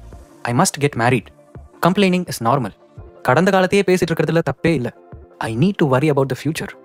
I can't be happy unless or until I get this. இப்போ இது எல்லாத்தையும் கொஞ்சம் டீடைல்டாக பார்க்கலாம். எபிசோட் 8, உணர்ச்சி வசப்படாதீங்க. Problems should be avoided. நிறைய பேருக்கு அவங்களோட பிரச்சனைகளில் இருந்து மீண்டு வரணும். பட் முடியலனா, அதுக்கு அவசியமும் இல்லைனா, கண்டிப்பாக சிலருக்கு அடுத்தவங்களை விட பெட்டர் ப்ராப்ளம்ஸ் இருக்கலாம். ப்ராப்ளம்னு ஒன்று இருக்கிறதே தப்புன்னு நினைக்கிற உங்களோட அசம்ஷனே ராங்காக இருந்தா, ப்ராப்ளம்ஸுங்கிறது வாழ்க்கையோட ஒரு பகுதியாக இருந்தா, திஸ் இஸ் அ ப்ராப்ளம். நீங்கள் ப்ராப்ளம்னு முத்திர குத்தின ஒரு விஷயம் ஆக்சுவலாக ப்ராப்ளமே இல்லைனா, நீங்கள் நினைக்கிற அளவுக்கு அது பெரிய விஷயமா இல்லைனா, நீங்கள் உங்களை மாற்றிக்க வேண்டியதுக்கான வாய்ப்பாக அது இருந்தால், ஐ ஷுட் பி ஹெல்த்தி. நம்ம ஹெல்த்தை கிராண்டடாக எடுத்துக்க தயங்குறதே இல்லை. ஆனால் நாளைக்கு உடம்புக்கு எதுவும் வந்துடக்கூடாதுன்னு மட்டும் நினைக்கிறோம். ஹெல்த்துங்கிறது ஒரு பிளெஸிங் தான், not necessarily the default position. ஹெல்த்தை பற்றி ஒரு வித்தியாசமான பார்வை இது கொடுக்குதுல்ல. I live at least until I am 70. எல்லாருமே ஒரு லாங் லைஃப்பை வாழ போகிறதா தான் நான் நினைக்கிறோம். ஆனால் எல்லாருமே அப்படி வாழ்ந்துடுறது இல்லையே. துரதிருஷ்டவசமாக சிலர் இளமையிலேயே இறந்துடுறாங்க. பட் அதுதான் ரியாலிட்டியோட நேச்சர். சின்ன வயசுலேயே போயிட்டான்னு சொல்லுவாங்கல்ல, அது சரியா? அவன் இறந்துட்டாங்கிறது மட்டும்தான் நிஜம். வயசு இதில் எங்கே வந்தது? ஐ must get married. Maybe, maybe not. அது உங்களோட இன்டர்பிரிட்டேஷன். ஷுட்டுங்கிறது ஜென்ரலாக பேரண்ட்ஸ் மூலமாகவும் சொசைட்டி மூலமாகவும் திணிக்கப்படுறது தான். Complaining is normal. நிறைய கம்ப்ளைண்ட் பண்ணுறதே ஈகோவோட ஒரு பிளே தான். அண்ட் அது கன்ஸ்ட்ரக்டிவான விஷயம் இல்லை. அது எதையும் மாற்றாது, எதுக்கும் உதவி பண்ணாது. உங்கள் ஈகோவை அதிகப்படுத்தி மற்றவங்களை அஃபெண்ட் பண்ணுறதுக்கு தான் ஹெல்ப் பண்ணும். ஒரு வாரம் முழுக்க கம்ப்ளைனிங்கே இல்லாமல் இருந்து பாருங்க. There is nothing wrong with dwelling on the past. நீங்கள் ஒரு வேளை கடந்த காலத்தை பற்றி நினைக்கிறதுலையே அதிக நேரம் ஸ்பெண்ட் பண்ணுற ஒரு ஆளாக இருக்கலாம். எல்லாருமே பண்ணுறது தான். பட் பாஸ்ட்டுங்கிறது உங்கள் மைண்டுக்குள்ளே மட்டும்தான் இருக்குன்னு நீங்கள் ரியலைஸ் பண்ணி ஆகணும். இங்கே பாஸ்ட்லேருந்து கற்றுக்கிறது நல்லது, அதுலேயே மூழ்கி கிடக்கிறது இல்லை. I need to worry about the future. ஃபியூச்சரை பற்றி கவலைப்படுறதை அவாய்ட் பண்ண முடியாது. பட் அதனால் யூஸ் எதுவும் இல்லை. நீங்கள் பண்ண வேண்டியது ப்ரெசென்ட்டில் என்ன பண்ண முடியுமோ அது செய்கிறது தான். அது மூலமாக நீங்கள் ஃபியூச்சர் ப்ராப்ளம்ஸை அவாய்ட் பண்ணலாம். இப்போ பார்த்ததெல்லாம் அசம்ஷன்ஸுக்கான சில எக்ஸாம்பிள்ஸ் தான். இந்த மாதிரி அசம்ஷன்ஸ்னால தான் நீங்கள் இன்டர்பிரட் பண்ணிக்கிறீங்க. ஸோ நிறைய பாசிட்டிவ் எமோஷன்ஸை எக்ஸ்பீரியன்ஸ் பண்ணுறதுக்கு நீங்கள் உங்களோட அசம்ஷன்ஸை ரிவைஸ் பண்ணி ஆகணும். Analysing your interpretations. உங்களோட அசம்ஷன்ஸுக்கு ஏற்ற மாதிரி தான் எல்லாத்தையும் இன்டர்பிரட் பண்ணிக்கிறீங்கன்னு பார்த்தோம். இன்டர்பிரிட்டேஷன்ஸை இன்னும் கிளியராக புரிஞ்சுக்க சில கேள்விகள் கேட்குறேன். நம்பர் 1, எல்லாம் ஒரு காரணத்துக்காக தான் நடக்குதுன்னு கடந்து போகிறீங்களா அல்லது விக்டிமாக மாறிடுறீங்களா? நம்பர் 2, டெம்பரரி செட்பேக்ஸ் எல்லாமே மைல் ஸ்டோன்ஸ் தான், அதுதான் உங்களை வெற்றியை நோக்கி அழைச்சிட்டு போகும்னு நம்புறீங்களா? இல்லை ஒரு செட்பேக்கில் சின்ன அசுரக்கல் வந்ததும் பின்வாங்குறீங்களா? நம்பர் 3, உங்களால் மாற்ற முடியாத விஷயங்களை மாற்ற ட்ரை பண்ணுறீங்களா அல்லது அதை அக்செப்ட் பண்ணிக்கிறீங்களா? நம்பர் 4, நீங்கள் பிறந்ததுக்கு ஏதோ அர்த்தம் இருக்குன்னு நினைக்கிறீங்களா இல்லை எந்த கோலும் இல்லாமல் சும்மா சுற்றிட்டு இருக்கீங்களா? நம்பர் 5, ப்ராப்ளம்ஸ் அனாவசியமானதுன்னு நினைக்கிறீங்களா இல்லை அதுவும் பார்ட் ஆஃப் லைஃப்னு நினைக்கிறீங்களா? Chapter 13, letting go of your emotions. Emotions are just emotions. They are not you. They are not facts and you can let them go. இதை சொல்றது ஹேல் ட்வார்கின் த செடோனா மெத்தட் அப்படின்ற புக்கில். எமோஷன்ஸுங்கிறது எனர்ஜி இன் மோஷன்னு சொல்லலாம். பட் எனர்ஜியை நீங்கள் மூவே ஆக விடாமல் தடுத்தா என்ன ஆகும்? இட் அக்யூமுலேட்ஸ். எமோஷனை நீங்கள் ரெப்ரஸ் பண்ணுறப்போ நீங்கள் நேச்சுரல் ஃப்ளோ ஆஃப் எனர்ஜியை இன்டர்பிரட் பண்ணுறீங்க. யாருமே எமோஷன்ஸை எப்படி டீல் பண்ணுறதுன்னு சொல்லி தரதில்ல. ஆனால் நெகட்டிவ் எமோஷன்ஸை ரிப்ரெஸ் பண்ணணும்னு மட்டும் சொல்லி கொடுத்துருவாங்க. Because they are bad. அதோட விளைவாக பல காலமாக நீங்கள் உங்கள் எமோஷன்ஸை ரிப்ரெஸ் பண்ணி வச்சிருப்பீங்க. அப்படி பண்ணுறதால அது உங்கள் சப்கான்ஷியஸ் மைண்டில் ஆழமாக பதிஞ்சு உங்களோட ஐடென்டிட்டியில் ஒன்றாவே மாறிடுது. பல நேரங்களில் உங்களுக்கே தெரியாமல் அது ஒரு பேட்டர்னாக ஃபார்ம் ஆகிடும். நீங்கள் எதுக்குமே லாய்க்கு இல்லைன்னு நீங்கள் நினைக்க ஆரம்பிக்கலாம். இல்லைனா ஒரு குற்ற உணர்ச்சியை நீங்கள் அனுபவிக்கலாம்.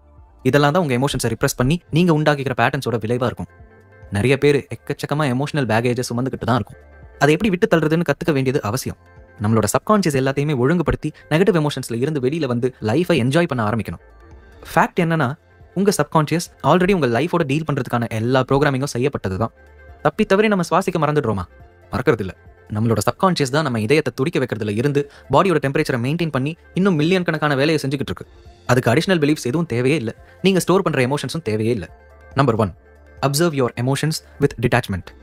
எப்போல்லாம் நெகட்டிவ் எமோஷன்ஸை எக்ஸ்பீரியன்ஸ் பண்ணுறீங்களோ அப்போல்லாம் உங்களால் முடிஞ்ச அளவுக்கு ஒரு டிட்டாச்மெண்ட்டை கிரியேட் பண்ணிக்கிட்டு அதை அப்சர்வ் பண்ணுங்கள். அதாவது உங்கள் பாடியோட ஒரு டச்சில் இருக்கிறது. உங்கள் மைண்டில் கிராஸ் ஆகிற ஒரு தாட்டோ அல்லது இமேஜோ அது எமோஷன் இல்லை, உங்களோட இன்டர்பிரிட்டேஷன் ரியலைஸ் பண்ணுங்கள். எப்படி அது ஃபீல் ஆகுதுன்னு ப்ராக்டிஸ் பண்ணுங்கள். அந்த எமோஷனை லொக்கேட் பண்ணுங்கள். அந்த எமோஷனை வேற ஒருத்தருக்கு எப்படி டிஸ்கிரைப் பண்ணுவீங்கன்னு யோசிங்க. Number 2, label your emotion. எமோஷன்ஸுங்கிறது டெம்பரரி எக்ஸ்பீரியன்ஸ்னு ஞாபகம் வச்சுக்கோங்க. அது நீங்கள் இல்லை. I am angry, I am sad, I am depressed, இப்படி நீங்கள் இதில் எது சொன்னாலும் அது எதுவுமே உண்மை இல்லை. உதாரணத்துக்கு நீங்கள் பேடாக ஃபீல் பண்ணுறீங்கன்னு வச்சுக்கலாம். ஐ எம் சேட்னு சொல்கிறதுக்கு பதிலாக I feel sad, I experience a feeling of sadness அப்படின்னு சொல்கிறது தான் பொருத்தமானது. இப்படி சொல்கிறது அந்த எமோஷன் கிட்ட இருந்து உங்களை பிரிக்குது. எந்த அளவுக்கு உங்கள் எமோஷன்ஸோட நீங்கள் அவேராக இருக்கீங்களோ அந்த அளவுக்கு நீங்கள் அதை லேபிள் பண்ணி அது கூட ஒரு டிட்டாச்மெண்ட்டை உருவாக்கிக்க முடியும். Number 3, let go of your emotions. அடிக்கடி நீங்கள் உங்கள் எமோஷனை ஓவர் ஐடென்டிஃபை பண்ணி அதிலேயே தொத்திக்கிறீங்க. அதுக்கு சில காரணங்கள் இருக்குது. அது நீங்கள் உங்களுக்கே சொல்லிக்கிற ஸ்டோரியோட பார்ட்டாக இருக்கலாம். சம்டைம்ஸ் அதை உங்களால் தவிர்க்கவே முடியாது. அது என்னதான் டிஸ்எம்பவரிங்காக இருந்தாலும், உங்களுக்கு ஹெல்ப்பே பண்ணாதுன்னு உங்களுக்கு தெரிஞ்சாலும், எமோஷன்ஸே நீங்கள் தான் நினச்சிக்கிட்டு அதோட ஐடென்டிஃபை பண்ணுறதுக்கான ஒரு ஸ்ட்ராங் நீடை நீங்கள் ஃபீல் பண்ணுறீங்க. நீங்கள் தான் உங்கள் எமோஷன்ஸ்னு நம்புறதால ஒரு ட்ராப்பில் சிக்கிறீங்க. அதோட ரிசல்ட்டாக ஹெவியான சஃபரிங் உண்டாகுது. Real life example. ஆத்தர் அவரோட ரியல் லைஃப் எக்ஸ்பீரியன்ஸை இதில் ஷேர் பண்ணியிருக்காரு. அவர் இன்னும் தன்னை பெட்டர் ஆக்கிக்கணும், இப்போ இருக்கிறது பத்தாதுன்னு நினச்சிருக்காரு, இன்னும் ஹார்ட் ஒர்க் பண்ணணும்னு. அதோட விளைவாக டெய்லி கோல்ஸ் கிரியேட் பண்ணி மார்னிங்ல இருந்து நைட் வரைக்கும் வேலை செஞ்சாலும் அதை முடிக்க முடியாமல் சிரமப்பட்டிருக்காரு. அவரோட கோல்ஸை முடிக்க முடியாமல் போகும்போதெல்லாம் ஐம் நாட் குட் இனஃப்னு நினச்சிருக்காரு. அதை ஆணித்தனமாக நம்பவும் ஆரம்பிச்சிட்டாரு. பட் இதெல்லாம் ஒரு ஸ்டோரி அப்படின்னு ரியலைஸ் பண்ண பிறகு இந்த நம்பிக்கையிலிருந்து வெளியில் வந்திருக்காரு. அதுக்கு பிறகு ஸ்ட்ரகிளோ ஸ்ட்ரெஸ்ட் அவுட்டாவோ ஃபீல் பண்ணாமலே எல்லா வேலையையும் அவரால் முடிக்க முடியறத அவரே கவனிச்சிருக்காரு. இந்த ப்ராசஸில் ட்ரெமெண்டஸான வேல்யூவை அடைஞ்சதா சொல்றாரு author. Number 4, a 5-step process to let go of emotions. Emotions உருவாகிற மாதிரியே அதை ரிலீஸும் பண்ணிடலாம் அப்படின்னு அதுக்கு 3 டிஃப்ரெண்ட் வழிகளை ஹேல் ட்வார்கின் அவரோட தி செடோனா மெத்தட் அப்படிங்கிற புக்கில் சொல்லியிருக்காரு. Number 1, let them go. Negative எமோஷன்ஸை எக்ஸ்பீரியன்ஸ் பண்ணுறப்போ நீங்கள் கான்ஷியஸாக அதை விட்டு வெளியில் வந்துடணும். அதிலேயே மாட்டிக்கிறது, ரெப்ரெஸ் பண்ணுறது கூடாது. Number 2, allow them to be here. நீங்கள் அதோட எக்ஸிஸ்டன்ஸை சேஞ்ச் பண்ணாமல் அக்னாலேஜ் மட்டும் பண்ணிட்டு அப்படியே விட்டுடுங்க, அதிலேயே மூழ்கி போயிடாம. Number 3, welcome them. நீங்கள் அதை அக்செப்ட் பண்ணிட்டு ஒரு க்ளோசர் லுக்கோட அந்த எமோஷன்ஸோட கோர் என்னன்னு டிஸ்கவர் பண்ணலாம். ஹேல் ட்வார்கினை பொறுத்த வரைக்கும் ஃபர்ஸ்ட் ஸ்டெப்புங்கிறது எமோஷன்ஸ் அரைஸ் ஆகிறத பற்றி அவேராக இருக்கிறது தான். அதுக்கு பிறகு அவர் 5-step ப்ராசஸை இன்ட்ரடியூஸ் பண்ணுறாரு to let go of your emotions. Step 1, நீங்கள் அந்த எமோஷனை சரி பண்ண ஒர்க் பண்ணணும்னு அதில் ஃபோக்கஸ் பண்ணுங்கள். இது ஒரு பெரிய எமோஷனாக இருக்கணும்னு அவசியம் இல்லை. மைல்டாக இதை பற்றியோ திங்க் பண்ணி டிஸ்டர்ப்டாக இருக்கிறதா கூட இருக்கலாம். ஸ்டெப் 2, உங்ககிட்ட இந்த கொஸ்டின்ஸை கேட்டுக்கோங்க. இந்த ஃபீலிங்கை நான் விட்டுட முடியுமா? இதை நான் அப்படியே இருக்க விடலாமா? இந்த ஃபீலிங்கை நான் வெல்கம் பண்ணலாமா? இதில் எந்த வழியில் போகணுமோ அதுக்கு பதில் சொல்லிடுங்க. ஸ்டெப் 3, இப்போ உங்களை கேளுங்க, நான் அதை பண்ணுவேனா அப்படின்னு. நான் இந்த ஃபீலிங்கை போக விடுவேனா? இந்த ஃபீலிங்கை அப்படியே இருக்க அலோவ் பண்ணுவேனா? இந்த ஃபீலிங்கை வெல்கம் பண்ணுவேனா? ஆனஸ்டாக இருந்து ஒவ்வொரு கேள்விக்கும் எஸ் ஆர் நோ சொல்லிக்கோங்க. Step 4, ask yourself when. உங்கள் ஆன்சர் நவ் அப்படின்னு இருக்கணும். அந்த எமோஷனை விட்டு உடனடியாக வெளியில் வரணும். ஸ்டெப் 5, இந்த ப்ராசஸை ஒரு பர்டிகுலர் ஃபீலிங் டிஸப்பியர் ஆகிற வரைக்கும் எவ்வளோ முறை நீங்கள் பண்ணணுமோ பண்ணுங்க. இந்த டெக்னிக் ரொம்ப சிம்பிளாகவும் இன்எஃபெக்டிவாகவும் தோணலாம், அதனால வேண்டான்னு கூட நீங்கள் நினைக்கலாம். பட் அதை பண்ணாதீங்க. இதை நீங்கள் ட்ரை பண்ணி பாருங்க. உங்கள் எமோஷன் வேற, நீங்கள் வேறன்னு ஞாபகம் வச்சுக்கோங்க. எபிசோட் 9 நோட் பண்ணுங்க. Chapter 14, conditioning your mind to experience more positive emotions. Try to see that a thought about a person or event is merely a thought about that person or that event. It is the thought about them that makes you feel the way you do. To change the way you feel, change the way you think. இதை சொல்றது Vernon Howard, the power of your super mind அப்படின்ற புக்ல. Negative எமோஷன்ஸை எப்படி release பண்றதுங்கிற ப்ராசஸை உங்களுக்கு இப்போ introduce பண்ணியாச்சு. இப்போ பாசிட்டிவ் எமோஷன்ஸை எக்ஸ்பீரியன்ஸ் பண்ணவும் இன்டென்சிஃபை பண்ணவும் உங்க மைண்டை எப்படி கண்டிஷன் பண்றதுன்னு பார்க்கலாம். You are what you think about most of the time. ஆயிரக்கணக்கான வருஷங்களா யோகிகள் சொல்லியிருக்காங்க, நாம நம்மளோட தாட்ஸோட வெளிப்பாடு தான். புத்தா சொல்லியிருக்காரு, we become what we think all day long. Mahatma Gandhi சொல்லியிருக்கிறது, a man is but the product of his thoughts அப்படின்னு. ஜேம்ஸ் ஆலன் அவரோட as a man thinketh அப்படிங்கிற புக்ல சொல்லியிருக்கிறது இப்போ வாசிக்கிறேன். Let a man radically alter his thoughts and he will be astonished at the rapid transformation it will effect in the material conditions of his life. Men imagine that thought can be kept secret, but it cannot. It rapidly crystallizes into habit and habit solidifies into circumstance. உங்க emotions மேல control எடுத்துக்கிறதுக்கு முக்கியமா understand பண்ணிக்க வேண்டிய essential என்னன்னா, உங்க thoughts உங்க எமோஷன்ஸ்ல ஜென்ரலா என்ன ரோல் பிளே பண்ணுதுன்னு தெரிஞ்சுக்கிறது தான். உங்க தாட்ஸ் சில குறிப்பிட்ட எமோஷன்ஸை ஆக்டிவ் பண்ணும். அந்த எமோஷன்ஸ் திரும்ப நிறைய தாட்ஸ் ஜென்ரேட் பண்ணும். Thoughts and emotions then feed each other. உதாரணத்துக்கு, ஐ எம் நாட் குட் இனஃப்னு நினைச்சீங்கன்னா அது கில்ட் அல்லது ஷேம் மாதிரியான நெகட்டிவ் எமோஷன்ஸை ஜென்ரேட் பண்ணும். அதே மாதிரி நீங்க நாட் பீயிங் குட் இனஃப்னு நினைச்சு ரொம்ப அவமானமா ஃபீல் பண்ணீங்கன்னா அது அந்த நம்பிக்கையோட சேர்ந்த மோர் தாட்ஸை அட்ராக்ட் பண்ணும். பாஸ்ட் ஃபெயிலியர்ஸ்ல நீங்க எதுலலாம் சரியா இல்லையோ அதை தான் நீங்க ஃபோக்கஸ் பண்ணுவீங்க. அதோட விளைவா இந்த தவறான நம்பிக்கை இன்னும் வலுப்பெறுது. தாட்ஸ் எமோஷன்ஸை ஜென்ரேட் பண்ணுது, எமோஷன்ஸ் உங்க ஆக்ஷனை டிக்டேட் பண்ணுது. ப்ரமோஷனுக்கு நீங்க தகுதி இல்லாத ஆள்னு நினைச்சுக்கிட்டா நீங்க அதுக்காக மெனக்கிட மாட்டீங்க. இப்படிதான் உங்க தாட்ஸ் ஒர்க் ஆகுது. எமோஷன்ஸ் அது உண்டாக்கி, எமோஷன்ஸ் உங்களோட ஆக்ஷன்ஸை டிக்டேட் பண்ணி, அதுக்கு பிறகு உங்க ரியாலிட்டிக்கு உருவம் கிடைக்குது.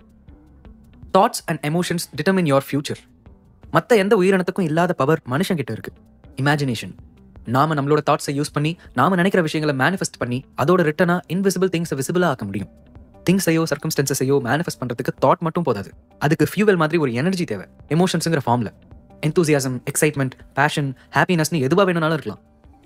சக்சஸ் ஆன ஆளுங்க எல்லாருமே கான்ஸ்டன்டா அவங்களுக்கு தேவையான விஷயத்துல அவங்க என்னவா ஆகணும்னு நினைச்சாங்களோ அதுல பாசிட்டிவ் எக்ஸ்பெக்டேஷனோட ஃபோக்கஸ் பண்ணிருக்காங்க. அன்சக்சஸ்ஃபுல் பீப்புள் அவங்களுக்கு எதெல்லாம் வேண்டாமோ, எதுல அவங்க லேக்கா இருக்காங்களோ அதுலயே ஃபோக்கஸ் பண்றாங்க. Lack of money, talent, time or other resources. இந்த அவநம்பிக்கையோட விளைவா அவங்களால என்னெல்லாம் அச்சீவ் பண்ண முடியுமோ, எதுக்கு அவங்க கேப்பபிளோ அது எதையுமே அவங்க உணராமலே போயிடுறாங்க. அதனால த மோஸ்ட் இம்பார்ட்டன்ட் ஸ்கில் எதுனா, உங்க தாட்ஸ் அண்ட் எமோஷன்ஸை கண்ட்ரோல் பண்ற எபிலிட்டியை மாஸ்டர் பண்ணிக்கிறது தான். இது உங்க எமோஷன்ஸ் என்ன, அது எப்படி ஒர்க் ஆகுது, என்ன பர்பஸ் அதை சர்வ் பண்ணுதுன்னு எல்லாத்தையுமே புரிய வைக்குது. பர்சனல் க்ரோத்துக்கு உங்க எமோஷன்ஸை எப்படி டூலா யூஸ் பண்றதுன்னு அப்புறமா டிஸ்கஸ் பண்ணலாம். Depositing positive thoughts in your mind. Confident people ஒவ்வொரு நாளும் அவங்களோட மைண்ட்ல பாசிட்டிவ் தாட்ஸை டெபாசிட் பண்ணிக்கிட்டே இருக்காங்க. அவங்க சின்ன சின்ன வெற்றிகளை கூட கம்பேஷனோடவும் ரெஸ்பெக்டோடவும் செலிப்ரேட் பண்றாங்க. நேச்சுரலி அவங்க நல்ல விஷயம் நடக்கும்னு எக்ஸ்பெக்ட் பண்றாங்க. இன்னொரு பக்கம் லோ செல்ஃப் எஸ்டீம் உள்ள ஆட்களுக்கு அவங்க மைண்ட் டிசம்பவரிங் தாட்ஸை உண்டாக்குது. இந்த மாதிரி மனுஷங்க அவங்களோட பெரிய அக்கம்ப்ளிஷ்மெண்ட்ஸை கூட நோ பிக் டீல் அப்படின்னு நினைச்சு அவங்களோட ஆக்ஷனுக்கு பின்னாடி இருக்கிற அவங்க ஸ்ட்ரென்த்தையும் பாசிட்டிவ் இன்டென்ட்டையும் ரெகக்னைஸ் பண்றதுல ஃபெயில் ஆகுறாங்க. அவங்க அன்வர்தியா ஃபீல் பண்றதுல ஆச்சரியம் எதுவும் இல்லை. ரெண்டு சாராருமே அவங்களோட தாட்ஸை ரியாலிட்டிக்கு கொண்டு வராங்க. பட் யார் இதுல பெட்டர்னு நம்ம நினைப்போம்? பாசிட்டிவ் தாட்ஸை மைண்ட்ல விதைக்கிறவங்களையா இல்ல நெகட்டிவ் தாட்ஸ்லயே மூழ்கி இருக்கிறவங்களையா? இதுல எங்கேயாவது பாசிட்டிவ் திங்கிங் தான் உங்க பிரச்சனையை சால்வ் பண்ண போகுதுனோ, நெகட்டிவ் எமோஷன்ஸை எலிமினேட் பண்ணிடணும் அர்த்தம் வருதா? கண்டிப்பா இல்ல. Thought manipulation is simply one of the tools you can use to master your emotions. The limit of positive thinking. I'm happy, I'm happy, I'm happy அப்படின்னு உங்களுக்கு நீங்களே நாள் முழுக்க ரிப்பீட் பண்ணிக்கிட்டீங்கன்னா நீங்க ஒரு வாழும் புத்தர் ஆகிட போறதில்ல. அதனால உங்களுக்கு பெனிஃபிட்ஸ் இருக்கலாம், ஆனா நெகட்டிவ் எமோஷன்ஸை எக்ஸ்பீரியன்ஸ் பண்ணிக்கிட்டு தான் இருப்பீங்க. அப்பவும் நெகட்டிவ் எமோஷன்ஸ் தோன்றும் போதே அதை ஒருத்தருக்கு டீல் பண்ண தெரியலனா அவர் கண்டிப்பா அவரோட டிஸ்எம்பவரிங் ஸ்டோரியை தான் எழுதுவார். இன்ட்ரெஸ்டிங்லி நிறைய பேர் அவங்களோட ஸ்டோரிக்கு அடிக்ட் ஆயிடுறாங்க, ஈவன் த நெகட்டிவ் ஒன்ஸ். அவங்க ஏன் இப்படி இருக்காங்கன்னா, they are fundamentally flawed. They will never be happy because அவங்களோட டிசம்பவரிங் ஸ்டோரியிலேயே மூழ்கி இருக்காங்க. They aren't worthy of love. They are never going to make it and they will never get married and so on. Author நம்ம எல்லாருமே ஒரு ஸ்டோரிக்கு addict ஆயிருப்போம்னு உறுதியா சொல்றாரு. Choosing the emotions you want to experience. உங்க மைண்டை நிலைப்படுத்துறதுக்கு ஃபர்ஸ்ட் ஸ்டெப் நீங்க என்ன மாதிரியான எமோஷன்ஸை நிறைய எக்ஸ்பீரியன்ஸ் பண்ணணும்னு தெரிஞ்சுக்கிறது. Do you want to be happier, more motivated, more proactive? ரெண்டாவது ஸ்டெப் உங்க எமோஷனை எக்ஸ்பீரியன்ஸ் பண்றதுக்கு அலோவ் பண்ணக்கூடிய ஒரு ஸ்பெசிஃபிக் ப்ரோக்ராம்கான இடத்தை உண்டாக்குறது. ஃபைனல் ஸ்டெப் அந்த ஃபீலிங்கை தினமும் ப்ராக்டிஸ் பண்றது. ஒரே எமோஷனை திரும்ப திரும்ப ஃபீல் பண்றதால உங்களுக்கு அதுல ஒரு பெட்டர் ஆக்சஸ் கிடைக்கும். ஒரே எமோஷன் அல்லது தாட்டை அடிக்கடி எக்ஸ்பீரியன்ஸ் பண்றது அதோட கரஸ்பாண்டிங் நியூரல் பாத்வேஸை ஸ்ட்ரென்தன் பண்ணுதுன்னு நியூரோ சயின்ஸ் சொல்லுது. சிம்பிளா சொல்லணும்னா, எந்த அளவுக்கு அதிகமா ஒரு எமோஷனை எக்ஸ்பீரியன்ஸ் பண்றீங்களோ அந்த அளவுக்கு அது இன்னும் ஜென்ரேட் ஆகும். அங்கதான் டெய்லி கண்டிஷனிங் உண்டாகுது. Number 1, gratitude. ரொம்ப கிரேட்ஃபுல்லா ஃபீல் பண்றதுக்கு கிராட்டிடியூட ஒரு டெய்லி ரொட்டீனா மாத்திக்கணும். எவ்ரி மார்னிங் நீங்க எதுக்காகலாம் கிரேட்ஃபுல்லா இருக்கணுங்கிறதுல உங்க எண்ணத்தை செலுத்தணும். எவ்வளவு ப்ராக்டிஸ் பண்றீங்களோ அவ்வளவு தூரம் பாசிட்டிவ் சைட் ஆஃப் திங்ஸ்ல உங்களால ஃபோக்கஸ் பண்ண முடியும். சேட்லி நிறைய பேர் நினைக்கிறோம் we should be gratefulனு, ஆனா நாம அப்படி இல்லை. நம்ம அறிவு எப்படி கற்பிக்கப்படுதோ அதே மாதிரி நம்ம உணர்வுகளும் கற்பிக்கப்படணும் அப்படின்னு ஜிம் ரான் சொல்லியிருக்காரு. A, write down the things you are grateful for. ஒரு பேப்பரில் அல்லது ஒரு டெடிகேட்டட் நோட் புக்கில் நீங்கள் எதுக்காகலாம் கிரேட்ஃபுல்லாக இருக்கணுங்கிறதுக்கு ஒரு 3 விஷயங்களை எழுதுங்க. இது உங்களோட பாசிட்டிவ் சைட் ஆஃப் திங்ஸில் உங்களை ஃபோக்கஸ் பண்ண வைக்கும். B, thank people who crossed your life. நீங்கள் மீட் பண்ண மனுஷங்களை கண்ணை மூடி நினச்சி பாருங்க. ஒவ்வொருத்தரும் பிக்சராக உங்கள் மனசில் வர அவங்க உங்களுக்கு பண்ண ஒரு நல்ல விஷயத்தை நினச்சி அவங்கள தேங்க் பண்ணுங்க.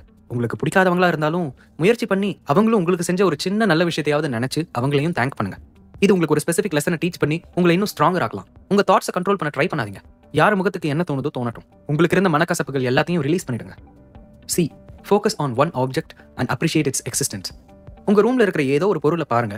அதோட கிரியேட்டிங் ப்ராசஸில் எத்தனை பேர் இன்வால்வ் ஆயிருப்பாங்கன்னு யோசிங்க. யாரோ டிசைன் பண்ணி, யாரோ செஞ்சு, ஏதோ ஒரு ட்ரக் டிரைவர் எடுத்துட்டு வந்து ஏதோ ஒரு ஸ்டோரில் டெலிவரி பண்ணி, அப்புறம் ஸ்டோர் எம்ப்ளாயிஸ் அதை டிஸ்ப்ளே பண்ணி ப்ரமோட் பண்ணி, இந்த மாதிரியான ப்ராசஸ். இந்த சேரில் உங்களுக்கு கிடைக்கிற பெனிஃபிட்டை நினச்சி பாருங்க. நீங்கள் ரொம்ப டயர்டாகி உட்காரணும்னு நினச்ச டைமை யோசிச்சு பாருங்க. இப்போ உட்கார டைம் கிடைச்சிருக்கே, இது நல்ல விஷயம் இல்லையா? நன்றி உங்கள் சேருக்கு சொல்கிறதோட மட்டும் இல்லாமல் உங்கள் கம்ப்யூட்டர், உங்கள் காஃபி, உங்கள் ஃப்ரெண்ட்ஸோட உங்களுக்கு இருக்கிற ஒரு ப்ளசன்ட் கான்வர்சேஷன், இப்படி எல்லாத்தையுமே நீங்கள் தேங்க் பண்ணணும். Number 2, excitement. சில நேரம் உங்களுக்கு எக்ஸைட்மெண்ட் போயிடும். ஏதோ ஒரு சேம் ஓல்டு ரொட்டீனில் மாட்டிக்கிட்டதா ஃபீல் பண்ணுவீங்க. எக்ஸைட்மெண்ட் கிரியேட் பண்ணுறதுக்கு ஒவ்வொரு நாள் மார்னிங்கும் உங்களுக்கு தேவையான விஷயங்களை விஷுவலைஸ் பண்ணுங்க. இந்த விஷயங்கள் குறித்து எக்ஸைட் ஆகுங்க. A, write down what you want. What you வாண்ட்ங்கிறத ஒரு பேப்பரில் டாப் ஆஃப் த பேஜில் எழுதுங்க. உங்களை எது எக்ஸைட் ஆகுதோ அதை எழுதுங்க. B, visualise what you want. What do I really want அப்படின்னு உங்ககிட்டே கேளுங்க. உங்கள் டிசைர்ஸை விஷுவலைஸ் பண்ணுங்க. எவ்வளோ பாசிபிளி ஸ்பெசிஃபிக்காக இருக்க முடியுமோ அவ்வளோ ஸ்பெசிஃபிக்காக இருங்க. உங்கள் ஐடியல் கரியரோ, ரிலேஷன்ஷிப்போ, லைஃப் ஸ்டைலோ, நீங்கள் அடையணும்னு நினைக்கிற any goals. C, create a goal or dream journal. ஒரு நோட் புக் வாங்கி உங்கள் லைஃபோட எல்லா ஏரியாலையும் உங்களுக்கு இருக்கிற கோல்ஸை எழுதுங்க. ஒவ்வொரு மார்னிங்கும் அதை ரிவ்யூ பண்ணுங்க. பிக்சர்ஸ் ஆட் பண்ணியோ, டிராயிங்ஸ் பண்ணியோ, எப்படியோ அதில் உங்கள் எந்தூசியாசமை காட்டுங்க. D, vividly envision your ideal day. What would you eat for breakfast? How would you spend your day? With whom would you spend your day? What would you do in the evening? Where would you live? How would you feel? 3, confidence or certainty. உங்கள் goal achieve பண்ணுற எபிலிட்டிக்கு உங்களுக்கு இன்னும் confidence வேணும்னு நினச்சிங்கன்னா நீங்கள் நினைக்கிற விஷயங்கள் எல்லாம் ஆல்ரெடி நடந்த மாதிரி விஷுவலைஸ் பண்ணுங்க. And feel good about it. ஒரு சென்ஸ் ஆஃப் சர்டனிட்டியை டெவலப் பண்ணுங்க. உங்கள் விஷனை உங்கள் மைண்டில் கமிட் பண்ணுங்க. ஒவ்வொரு வாட்டி உங்கள் கோலை விஷுவலைஸ் பண்ணுறப்பவும் ஒரு எனர்ஜி ஆஃப் கமிட்மெண்ட்டாக அதுக்கு கொடுங்க. அது நடக்க போகுதுன்னு தெரிஞ்சுக்கோங்க. 4, செல்ஃப் எஸ்டீம். உங்கள் செல்ஃப் எஸ்டீமை பாஸ் பண்ணுறதுக்கு உங்கள் டெய்லி அக்கம்ப்ளிஷ்மெண்ட்ஸை ட்ராக் பண்ணணும். நீங்கள் நிறைய விஷயங்களை சரியாக பண்ணுறீங்க, ஆனால் சரியாக பண்ணாத விஷயங்களையும் ஞாபகம் வச்சுக்கிறீங்க. செல்ஃப் எஸ்டீம் இல்லாதவங்க சஃபர் ஆகிறதுல ஆச்சரியம் இல்லை. ஒரு நோட் புக் வாங்கி இந்த பர்பஸ்க்காக டெடிகேட் பண்ணுங்க. உங்களோட அக்கம்ப்ளிஷ்மெண்ட்ஸை ஒவ்வொரு நாளும் ரெக்கார்ட் பண்ணுங்க. உங்கள் எஸ்டாப்ளிஷ்மெண்ட்ஸ் இதில் எதுவாக வேணும்னாலும் இருக்கலாம். ஐ woke up on time, I ate some fruit, I cleaned my desk, I completed project A, I exercised, I completed my morning ritual, I read. இந்த மாதிரி எல்லாமே சின்ன சின்ன விஷயங்களா இருக்கிறத பார்த்துருப்பீங்க. இதை செய்யறப்போ உங்கள் மைண்டை நிறைய வெற்றிகளுக்காக நீங்கள் கண்டிஷன் பண்ணுறீங்க. அது நாளடைவில் உங்கள் செல்ஃப் எஸ்டீமை என்ஹான்ஸ் பண்ணுது. 5, டிசைசிவ்னஸ். ரொம்ப டிசைசிவாக இருக்க நீங்கள் ப்ராக்டிஸ் பண்ணுறதால நீங்கள் உங்கள் ப்ரொடக்டிவிட்டியை பூஸ்ட் பண்ணுவீங்க. அது உங்கள் வெல்பீயிங்கை அஃபெக்ட் பண்ணும். ரொம்ப டிசைசிவாக மாறுறதுக்கு மெல் ராபின்ஸ் கொடுக்குற 5 செகண்ட் ரூலை நீங்கள் தெரிஞ்சுக்கலாம். ப்ரொடக்டிவிட்டியோ, சக்ஸஸோ, இல்லை வேணுங்கிறத அடையிற எந்த ஆசையோ இருக்கிறவங்க பிடிச்சாலும் பிடிக்கலனாலும் சில விஷயங்களை செஞ்சே ஆகணும். எப்போ உங்களுக்கு செய்ய பிடிக்காத விஷயங்களை தாக்கு பிடிச்சிக்கிட்டு செய்கிறீங்களோ அப்போ நீங்கள் விரும்புகிற எல்லாமே உங்களுக்கு கிடைக்கும். அவங்களோட 5 செகண்ட் ரூலில் உங்களுக்கு ஒரு ஐடியா உருவாச்சுன்னா அந்த டெசிஷன் எடுத்த நெக்ஸ்ட் 5 செகண்ட்ஸ்குள்ளே ஆக்ஷனை ஸ்டார்ட் பண்ணணும்னு சொல்கிறாங்க. 5 செகண்ட்ஸ்குள்ளே ஆக்ஷன் எடுக்க நீங்கள் தவறுனா உங்கள் மைண்டில் இருந்து அது போயிடும். மைண்டோட நேச்சர் நம்மளை டயர்ட் ஆக்கிற, பயமுறுத்துற எதையும் செய்ய விடாமல் நம்மளை பார்த்துக்கிறது. To practice the 5 second rule you can start with the small things. நீங்கள் ப்ரோக்ராஸ்டினேட் பண்ணுற விஷயங்களை ஒரு லிஸ்ட் போடுங்க. துணி துவைக்கிறது, வீட்டை க்ளீன் பண்ணுறது, ஒருத்தருக்கு காலோ மெயிலோ பண்ணாமல் இருக்கிறது, இப்படி எதுவாக வேணும்னாலும் இருக்கலாம். எழுதுங்க. இதில் 5 செகண்ட் ரூலை எதுக்கெல்லாம் அப்ளை பண்ணலாம்னு செலக்ட் பண்ணுங்க. 1 வீக்குக்கு அந்த ரூலை அப்ளை பண்ணிக்கிட்டே வரதுக்கு கமிட் ஆகுங்க. Episode 10, Analyze your negative emotions. Chapter 15, Changing your emotions by changing your behavior. Action seems to follow feeling, but really action and feeling go together. And by regulating the action, which is under the more direct control of the will, we can indirectly regulate the feeling, which is not. இதை சொல்றவர் William James, philosopher and psychologist. Words, body, mind மூலமா உங்க எமோஷன்ஸை influence பண்ணலாம்னு பார்த்தோம்ல. உங்க இன்டர்பிரேஷன்ஸை எப்படி மாத்திக்கணுங்கிறதையும் பார்த்தோம். அன்ஃபார்ச்சுனேட்லி நெகட்டிவ் எமோஷன்ஸ் சடனாக உண்டானாலோ அல்லது ரொம்ப ஸ்ட்ராங்காக இருந்தாலோ உங்கள் பாடி போஸ்டரை சேஞ்ச் பண்ணுறதும் பாசிட்டிவ் அஃபர்மேஷனை யூஸ் பண்ணுறதும் ஹெல்ப் பண்ணாமல் போகலாம். இன்ஃபேக்ட் ஒரு நெகட்டிவ் எமோஷனை இன்னொரு பாசிட்டிவ் எமோஷனால் ரீப்ளேஸ் பண்ண ட்ரை பண்ணால் மோஸ்ட்லி அது ஃபெயிலாக தான் ஆகும். எல்லா நேரத்துலையும் டிப்ரெஷனை உங்களால் சேரிங் அப் பண்ணுறதாலையோ பெரிய துக்கத்தை ஃபீல் குடாக இருக்கலாம்னு நினச்சலாம் ஓவர் கம் பண்ணிட முடியாது. பட் நீங்கள் உங்கள் பிஹேவியரை சேஞ்ச் பண்ணிக்கிறது மூலமாக நீங்கள் ஃபீல் பண்ணுற விதத்தை இன்ஃப்ளூயன்ஸ் பண்ண முடியும். உங்கள் பிஹேவியரை நீங்கள் ஆல்டர் பண்ணுறதால உங்கள் ஃபீலிங்ஸும் அதுக்கேற்ற மாதிரி மாறும். ஆல்மோஸ்ட் இமீடியட்டாக இது நடக்கலாம். ஒரு மைல்டு ஆங்கர்ல இருந்து வேற ஏதோ ஒரு டாஸ்க்கு உங்களை டிஸ்ட்ராக்ட் பண்ணிக்கும் போது, அல்லது வார கணக்கில் மாத கணக்கில் டைம் எடுக்கலாம். நீங்கள் இன்டென்ஸ் கிரீஃப் ஆர் டிப்ரெஷன் மாதிரியான ப்ரொஃபவுண்ட் எமோஷன்ஸை டீல் பண்ணும்போது நீங்கள் ஃபீல் பண்ணுற விதத்தை மாற்றுறதுக்கு எப்போலாம் நீங்கள் நெகட்டிவ் எமோஷன் எக்ஸ்பீரியன்ஸ் பண்ணுறீங்களோ அப்போலாம் இந்த கேள்வியை கேட்டுக்கோங்க. அந்த எமோஷனை எது உண்டாக்குது? அண்ட் என்னோட ப்ரெசென்ட் ரியாலிட்டியில் நான் இப்போ என்ன பண்ண முடியும்? இந்த கொஸ்டின்ஸை கேட்ட பிறகு உங்கள் எமோஷனல் ஸ்டேட்டை சேஞ்ச் பண்ணிக்கிறதுக்கான உங்களோட கான்க்ரீட் ஆக்ஷன்ஸை ஐடென்டிஃபை பண்ணுங்க. இயற்கையாக எமோஷன்ஸ் வரும், அதுவாக போகுங்கிறத மறந்துடாதீங்க. நீங்கள் சேம் சுச்சுவேஷனை மைண்டில் திரும்ப திரும்ப ஓட்டி பார்க்காத வரைக்கும். Chapter 16, changing your emotions by changing your environment. எல்லா நேரத்துலையும் உங்கள் எமோஷன்ஸை உங்களால் கண்ட்ரோல் பண்ணிட முடியாது. Breakup, loss of loved one, a severe disease, இதெல்லாம் நெகட்டிவ் எமோஷன்ஸை ட்ரிகர் பண்ணக்கூடியது. பட் சில ஈவெண்ட்ஸை கண்ட்ரோல் பண்ண முடியும். உங்கள் மைண்டை அஃபெக்ட் பண்ணுற டெய்லி சுச்சுவேஷன்ஸ் உங்களுக்கு இருக்கா? அதை சரி பண்ண நீங்கள் என்ன பண்ண முடியும்? சில நேரம் நெகட்டிவ் எமோஷன்ஸில் இருந்து உங்களை பாதுகாத்துக்கிறதுக்கு அதுக்கான சூழ்நிலையில் உங்களை தள்ளிக்காமல் இருக்கணும். ஒருவேளை டிவி பார்க்குறதே உங்களுக்கு பிரச்சனையாக இருக்கலாம். ஆர் உங்கள் ஃப்ரெண்ட்ஸ் ஹாப்பியாக இருக்கிறத ஃபேஸ்புக்கில் பார்க்குறது உங்களை ஃபெயில் ஆன மாதிரி ஃபீல் பண்ண வைக்கலாம். இந்த மாதிரி விஷயங்களில் நேரம் செலவிடுறதை குறைச்சிக்கலாம். ரியல் லைஃப் எக்ஸாம்பிள்னு ஆத்தர் தன்னோட ஸ்டோரியை ஷேர் பண்ணிக்கிறாரு. அவரோட ஃபீல்டில் இருக்கிறவங்க பயங்கரமாக முன்னேறிட்டு இருக்கிறதையும் ஹாப்பியாக இருக்கிறதையும் ஃபேஸ்புக் ஃபீடில் அவர் தொடர்ந்து பார்த்துக்கிட்டு வந்திருக்காரு. தேவையில்லாமல் நிறைய நேரம் வேஸ்ட் ஆச்சுன்னு சொல்கிறாரு. இதை ஓவர் கம் பண்ணுறதுக்கு ஃபேஸ்புக் பயன்படுத்துறதை கம்மி பண்ணிக்கிட்டாராம். இந்த டெசிஷன் எடுத்ததுக்கு அப்புறம் பெட்டராக ஃபீல் பண்ணியிருக்காரு. ஒரு சின்ன மாற்றம் எப்படி வெல்பீயிங்கை என்ஹான்ஸ் பண்ணுதுன்னு இந்த எக்ஸாம்பிளில் தெரிஞ்சுக்கலாம்.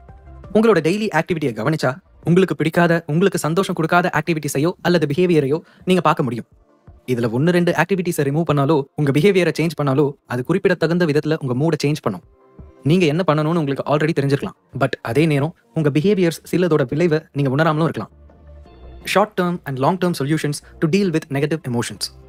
இந்த பிளானட்ல மனித வாழ்க்கையை தவிர வேற எதுக்குமே நெகட்டிவிட்டிங்கிறது என்னன்னு தெரியாது. நிலத்துல விஷம் கலக்கிறது இல்லை. ஒரு அன்ஹாப்பி ஃப்ளவரை பார்த்துருக்கீங்களா? கவலையான ஆலமரத்தை பார்த்துருக்கீங்களா? ஒரு டிப்ரெஸ்ட் டால்ஃபினை? அட்லீஸ்ட் செல்ஃப் எஸ்டீமோட பிரச்சனை இருக்கிற ஒரு தவளையை பார்க்கவே முடியாதுல்ல. மனுஷ இனத்தோட தொடர்பு கொண்ட சில அனிமல்ஸ் தான் அதுவும் ரொம்ப ரேரா நெகட்டிவிட்டியை எக்ஸ்பீரியன்ஸ் பண்ணும். அதுவும் அது மனுஷங்களோட லிங்க் ஆகி இருக்கிறதுனால. இதை சொல்றது Eckhart Tolle, the power of now அப்படிங்கிற புக்ல. நெகட்டிவ் எமோஷன்ஸை பெட்டராக டீல் பண்ணுறதுக்கான எக்ஸசைசஸ் ஆர் டெக்னிக்ஸ் இந்த செக்ஷனில் கொடுக்கப்பட்டிருக்கு. உங்கள் மைண்டோட எவ்வளோ கண்ட்ரோல் உங்களுக்கு இருந்தாலும் ஃபியூச்சரில் பயங்கரமான நெகட்டிவ் எமோஷன்ஸையும் மைல்டு ஃப்ரஸ்ட்ரேஷன் ஆர் டிப்ரெஷனை நீங்கள் கடந்து தான் வருவீங்க. 1. Short term solutions. இந்த டெக்னிக்ஸ் நெகட்டிவ் எமோஷன்ஸ் உருவாகிறப்பவே அதை மேனேஜ் பண்ணுறதுக்கு ஹெல்ப் பண்ணுது. A. Change your emotional state. Distract your self. ஒரு எமோஷன் நீங்கள் இடம் கொடுக்குற அளவுக்கு ஸ்ட்ராங்காக ஆகும். நெகட்டிவ் ஃபீலிங் உண்டாகும் போதெல்லாம் அதில் ஃபோக்கஸ் பண்ணுறதுக்கு பதிலாக உடனே வேறு எதுலையாவது பிஸி ஆகுங்க. இன்டரப்ட். சில்லியா அன்யூஷுவலாக ஏதாவது பண்ணி உங்கள் பேட்டர்னை பிரேக் பண்ணுங்க. கத்துறதோ, ஒரு சில்லி டான்ஸோ, கிறுக்குத்தனமான குரலில் பேசுகிறதோ எது வேணும்னாலும் இருக்கலாம். Move. Stand up. Go for a walk. Do pushups. Dance or use a power poster. Listen to music. உங்கள் ஃபேவரட் சாங்கை கேட்குறது உங்கள் எமோஷனல் ஸ்டேட்டை ஷிஃப்ட் பண்ணும். ஷவுட். உங்ககிட்ட நீங்களே ஒரு அதிகார தோனியில் பேசி பாருங்க. உங்கள் வாய்ஸையும் வேர்ட்ஸையும் உங்கள் எமோஷன்ஸை சேஞ்ச் பண்ணுறதுக்கு யூஸ் பண்ணுங்க. B. Take action. Do it anyway. பிடிக்குதோ பிடிக்கலையோ அவங்க செய்ய வேண்டியதை செய்கிறவங்க தான் mature adults. Do something about it. உங்கள் பிஹேவியர் இன்டெரக்டாக உங்கள் ஃபீலிங்ஸை சேஞ்ச் பண்ணுது. இன்னைக்கு ஃபீல் பண்ணுற விதத்தை மாற்றுறதுக்கு என்ன ஆக்ஷன் எடுக்கணும்னு உங்களை நீங்களே கேளுங்க, அப்புறம் அதை பண்ணுங்க. C. Become aware of your emotions. Write it down. ஒரு பென் அண்ட் பேப்பர் எடுத்து நீங்கள் கவலைப்படுற விஷயங்களை எழுதுங்க. ஏன் பண்ணணும், என்ன பண்ணணும்னு எழுதுங்க. Write down what happened. Negative emotions உண்டானதுக்கு எது காரணம்னு எழுதுங்க. அந்த ட்ராமா பற்றின உங்களோட இன்டர்பிரேஷனை எழுதாதீங்க. ரா ஃபேக்ட்ஸை எழுதுங்க. டாக். உங்கள் ஃப்ரெண்டோட ஒரு டிஸ்கஷன் வச்சுக்கோங்க. நீங்கள் எல்லா பிரச்சனைக்கும் ஓவர் ரியாக்ட் பண்ணிட்டு இருக்கலாம். அது மூலமாக நிறைய பிரச்சனைகள் வந்திருக்கலாம். சில நேரம் உங்களுக்கு தேவைப்படுறதுனா ஒரு different perspective. Remember a time when you felt good about yourself. இது உங்களை அந்த பழைய ஸ்டேட்டுக்கு திரும்ப கொண்டு போகிறதுக்கும் ஒரு நியூ பர்ஸ்பெக்டிவை கெயின் பண்ணுறதுக்கும் ஹெல்ப் பண்ணும். How did it feel? What was I thinking at that time? What was my outlook on life at that time? இந்த கேள்விகளை கேட்டுக்கோங்க. D. Just relax. Rest. Take a nap or a break. ப்ராப்பராக rest எடுக்கும்போது இருக்கிறத விட டயர்டாக இருக்கிறப்போ நீங்கள் நிறைய நெகட்டிவ் எமோஷன்ஸை எக்ஸ்பீரியன்ஸ் பண்ணுவீங்க. ப்ரீத். ரிலாக்ஸ் பண்ணுறதுக்கு ஸ்லோவாக ப்ரீத் பண்ணுங்க. நீங்கள் ப்ரீத் பண்ணுற விதம் உங்கள் எமோஷனல் ஸ்டேட்டை அஃபெக்ட் பண்ணும். உங்களை காம் டவுன் பண்ணுறதுக்கு ப்ரீதிங் டெக்னிக்ஸை யூஸ் பண்ணுங்க. Relax. Take a few minutes to relax your muscles. உங்கள் பாடி உங்கள் எமோஷன்ஸை அஃபெக்ட் பண்ணுது. நீங்கள் உங்கள் பாடியை ரிலாக்ஸ் பண்ணீங்கன்னா உங்கள் மைண்டும் ரிலாக்ஸ் ஆகும். bless your problems. உங்கள் ப்ராப்ளம்ஸை தேங்க் பண்ணுங்க. உங்களை சில விதத்தில் சர்வ் பண்ண வைக்கிறதுக்கு அது ஹெல்ப் பண்ணுது. நம்பர் 2. Long term solutions. உங்கள் நெகட்டிவ் எமோஷன்ஸை லாங் டேர்முக்கு மேனேஜ் பண்ணுறதுக்கு சில டெக்னிக்ஸ் உங்களுக்கு ஹெல்ப் பண்ணும். A. Analyse your negative emotions. Identify the story behind your emotions. ஏன் இந்த எமோஷன்ஸ் ரொம்ப முதன்மையாக இருக்குன்னு ஒரு பேப்பரில் எழுதுங்க. என்னென்ன அசம்ஷன்ஸ் உங்களுக்கு இருக்குன்னு எழுதுங்க. உங்களுக்கு நடக்கிறத எப்படி இன்டர்பிரட் பண்ணிக்கிறீங்க? இப்போ இந்த பர்டிகுலர் ஸ்டோரியை விட்டுட்டு நீங்கள் வெளியில் வர முடியுதான்னு பாருங்க. Write down your emotions in a journal. நீங்கள் எப்படி ஃபீல் பண்ணுறீங்கன்னு எழுதி வைக்கிறதுக்கு ஒவ்வொரு நாளும் கொஞ்சம் நேரம் ஒதுக்குங்க. ரெக்கரண்ட் பேட்டர்ன்ஸை கண்டுபிடிங்க. அஃபர்மேஷன்ஸ், விஷுவலைசேஷன் ஆர் ரெலவெண்ட் எக்ஸசைஸை யூஸ் பண்ணி இந்த எமோஷன்ஸை ஓவர் கம் பண்ணுங்க. B. Move away from negativity. Change environment. நீங்கள் நெகட்டிவிட்டியால் சூழப்பட்டிருந்தா உங்கள் என்விரான்மெண்ட்டை சேஞ்ச் பண்ணுங்க.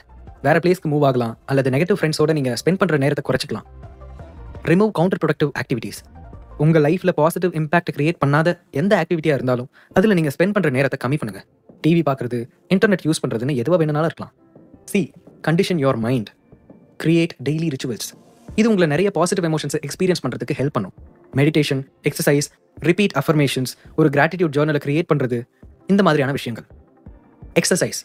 ரெகுலராக எக்ஸசைஸ் பண்ணுங்கள். அது உங்கள் மூடை இம்ப்ரூவ் பண்ணுது, உங்கள் எமோஷனல் அண்ட் ஃபிசிக்கல் ஹெல்த்துக்கு நல்லது. இன்க்ரீஸ் யோர் எனர்ஜி உங்களுக்கு எந்த அளவுக்கு குறைவாக இருக்கோ அந்த அளவுக்கு அதிகமாக நீங்கள் நெகட்டிவ் எமோஷன்ஸை ஃபீல் பண்ணுவீங்க. Improve your sleep. போதுமான அளவுக்கு தூங்குறீங்களான்னு உறுதி பண்ணுங்கள். இஃப் பாசிபிள் தூங்க ஆரம்பிக்கிற நேரமும் எழுந்துக்கிற நேரமும் ஒவ்வொரு நாளும் மாறாமல் இருக்கிற மாதிரி பார்த்துக்கோங்க.